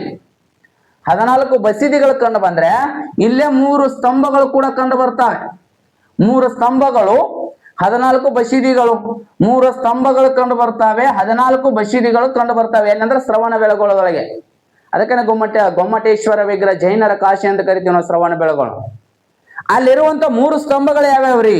ಒಂದು ಯಾವ್ಯಾವ ಸ್ತಂಭಗಳು ಕಂಡು ಬರ್ತಾವ? ಒಂದು ಮಾನಸ್ತಂಭ, ಒಂದು ಮಾನಸ್ತಂಭ, ಎರಡನೇದು ತ್ಯಾಗದ ಸ್ತಂಭ, ತ್ಯಾಗದ ಸ್ತಂಭ, ಮೂರನೇದು ಯಾವ್ದಂದ್ರೆ ಬ್ರಹ್ಮಸ್ತಂಭ, ಬ್ರಹ್ಮಸ್ತಂಭ, ಬ್ರಹ್ಮಸ್ತಂಭ ಅಂತಕ್ಕಂಥ 3 ಸ್ತಂಭಗಳು ಎಲ್ಲಿ ಕಂಡು ಬರ್ತಾವ ಅಂದ್ರೆ ಶ್ರವಣ ಬೆಳಗೊಳದೊಳಗನೆ ಕಂಡು ಬರ್ತಾವ. ಒಂದು ಮಾನಸ್ತಂಭ, ಇನ್ನೊಂದು ತ್ಯಾಗದ ಸ್ತಂಭ, ಇನ್ನೊಂದು ಯಾವುದು ಅಂದ್ರ ಬ್ರಹ್ಮಸ್ತಂಭ ಅಂತೇಳಿ ಕಂಡು ಬರ್ತಾವೆ. ಮತ್ತೆ ಇಲ್ಲಿ ಮೇಲೆ ಬರಿತೇನೆ ನೋಡ್ರಿ, ಇನ್ನೊಂದು ಯಾವುದು ಅಂದ್ರೆ ಕಂಬರಹಳ್ಳಿ ಅಂತೇಳಿ ಒಂದು ಬರ್ತಾವ. ಕಂಬರಹಳ್ಳಿ. ಈ ಕಂಬರಹಳ್ಳಿ ಎಲ್ಲಿ ಬರ್ತದ್ರಿ ಅಂದ್ರೆ ಮಂಡ್ಯ ಜಿಲ್ಲೆದೊಳಗೆ ಬರ್ತದೆ. ಮಂಡ್ಯ ಜಿಲ್ಲೆಯಲ್ಲಿ ಬರುವಂತ ಕಂಬರಹಳ್ಳಿ. ಇಲ್ಲಿ ಒಂದು ಬಸೀದಿ ಅದ, ಯಾವ್ದು? ಪಂಚಕೂಟ ಬಸೀದಿ. ವೆರಿ ಇಂಪಾರ್ಟೆಂಟ್, ನೆನಪಿರ್ಲಿ ನಿಮಗೆ. ಪಂಚಕೂಟ ಬಸೀದಿ. ಪಂಚಕೂಟ ಬಸೀದಿ ಕಂಡು ಬರುದು ಎಲ್ರಿ ಅಂತಂದ್ರೆ ಅದು ಕಂಬರಹಳ್ಳಿ, ಮಂಡ್ಯ ಜಿಲ್ಲೆದೊಳಗೆ ಬರ್ತಕ್ಕಂಥದ್ದು. ಈ ಮಂಡ್ಯ ಜಿಲ್ಲೆಯಲ್ಲಿ ಗೊತ್ತಿರಲಿ ನಿಮಗೆ, ಕಂಬರಹಳ್ಳಿ ಅಂತಕ್ಕಂಥದ್ದು ಮಂಡ್ಯ ಜಿಲ್ಲೆದೊಳಗೆ ಬರ್ತದೆ. ಈ ಕಂಬರಹಳ್ಳಿಯಲ್ಲಿ ನಿರ್ಮಾಣ ಮಾಡಿದಂತ ಒಂದು ಬಸೀದಿ ಯಾವುದು ಅಂದ್ರೆ ಪಂಚಕೂಟ ಬಸೀದಿ ಅಂತಕ್ಕಂಥ ಶ್ರೇಷ್ಠವಾಗಿರ್ತಕ್ಕಂಥ ಇವರ ಕಾಲದಲ್ಲಿ ಇರ್ತಕ್ಕಂಥ ಇವೆಲ್ಲ ದೇವಾಲಯಗಳು ಅಂತೇಳಿ ನಾವು ನೋಡ್ತೇವೆ. ಅಷ್ಟೇ ಅಲ್ಲ, ಇವರ ಕಾಲದಲ್ಲಿ ದೇವಾಲಯಗಳನ್ನು ನೋಡಿದಾಗ ಇವ್ರ ಕಾಲದಲ್ಲಿ ಒಬ್ಬಕ್ಕೆ ನೃತ್ಯಗಾರತಿ ಇದ್ರು. ಇವ್ರ ಕಲೆಗೂ ಕೂಡ ಅತ್ಯಂತ ಪ್ರಮುಖವಾಗಿರ್ತಕ್ಕಂಥ ಮಹತ್ವವನ್ನು ಕೊಟ್ಟಿದ್ರು. ಕಲೆಗೂ ಅತ್ಯಂತ ಶ್ರೇಷ್ಠವಾಗಿರ್ತಕ್ಕಂಥ ಬೆಲೆಯನ್ನು ಕೊಟ್ಟಿದ್ರು, ಮಹತ್ವವನ್ನು ಕೊಟ್ಟಿದ್ರು. ಆ ಕಾರಣಕ್ಕಾಗಿ ಇವರ ಆಡಳಿತದಲ್ಲಿ ಒಬ್ಬಕ್ಕೆ ಶ್ರೇಷ್ಠವಾದಂತ ನೃತ್ಯಗಾರತಿ ಇದ್ರು. ಅವಳು ಯಾರು ಅಂದ್ರೆ ಇವರ ಆಡಳಿತದಲ್ಲಿ, ಯಾರ ಆಡಳಿತ? ಗಂಗರ ಆಡಳಿತದಲ್ಲಿರುವಂತ ಶ್ರೇಷ್ಠವಾದ ನೃತ್ಯಗಾರತಿ ಯಾರು ಅಂತಂದ್ರೆ ಅವಳೇ ಬಾಚಲಾ ದೇವಿ.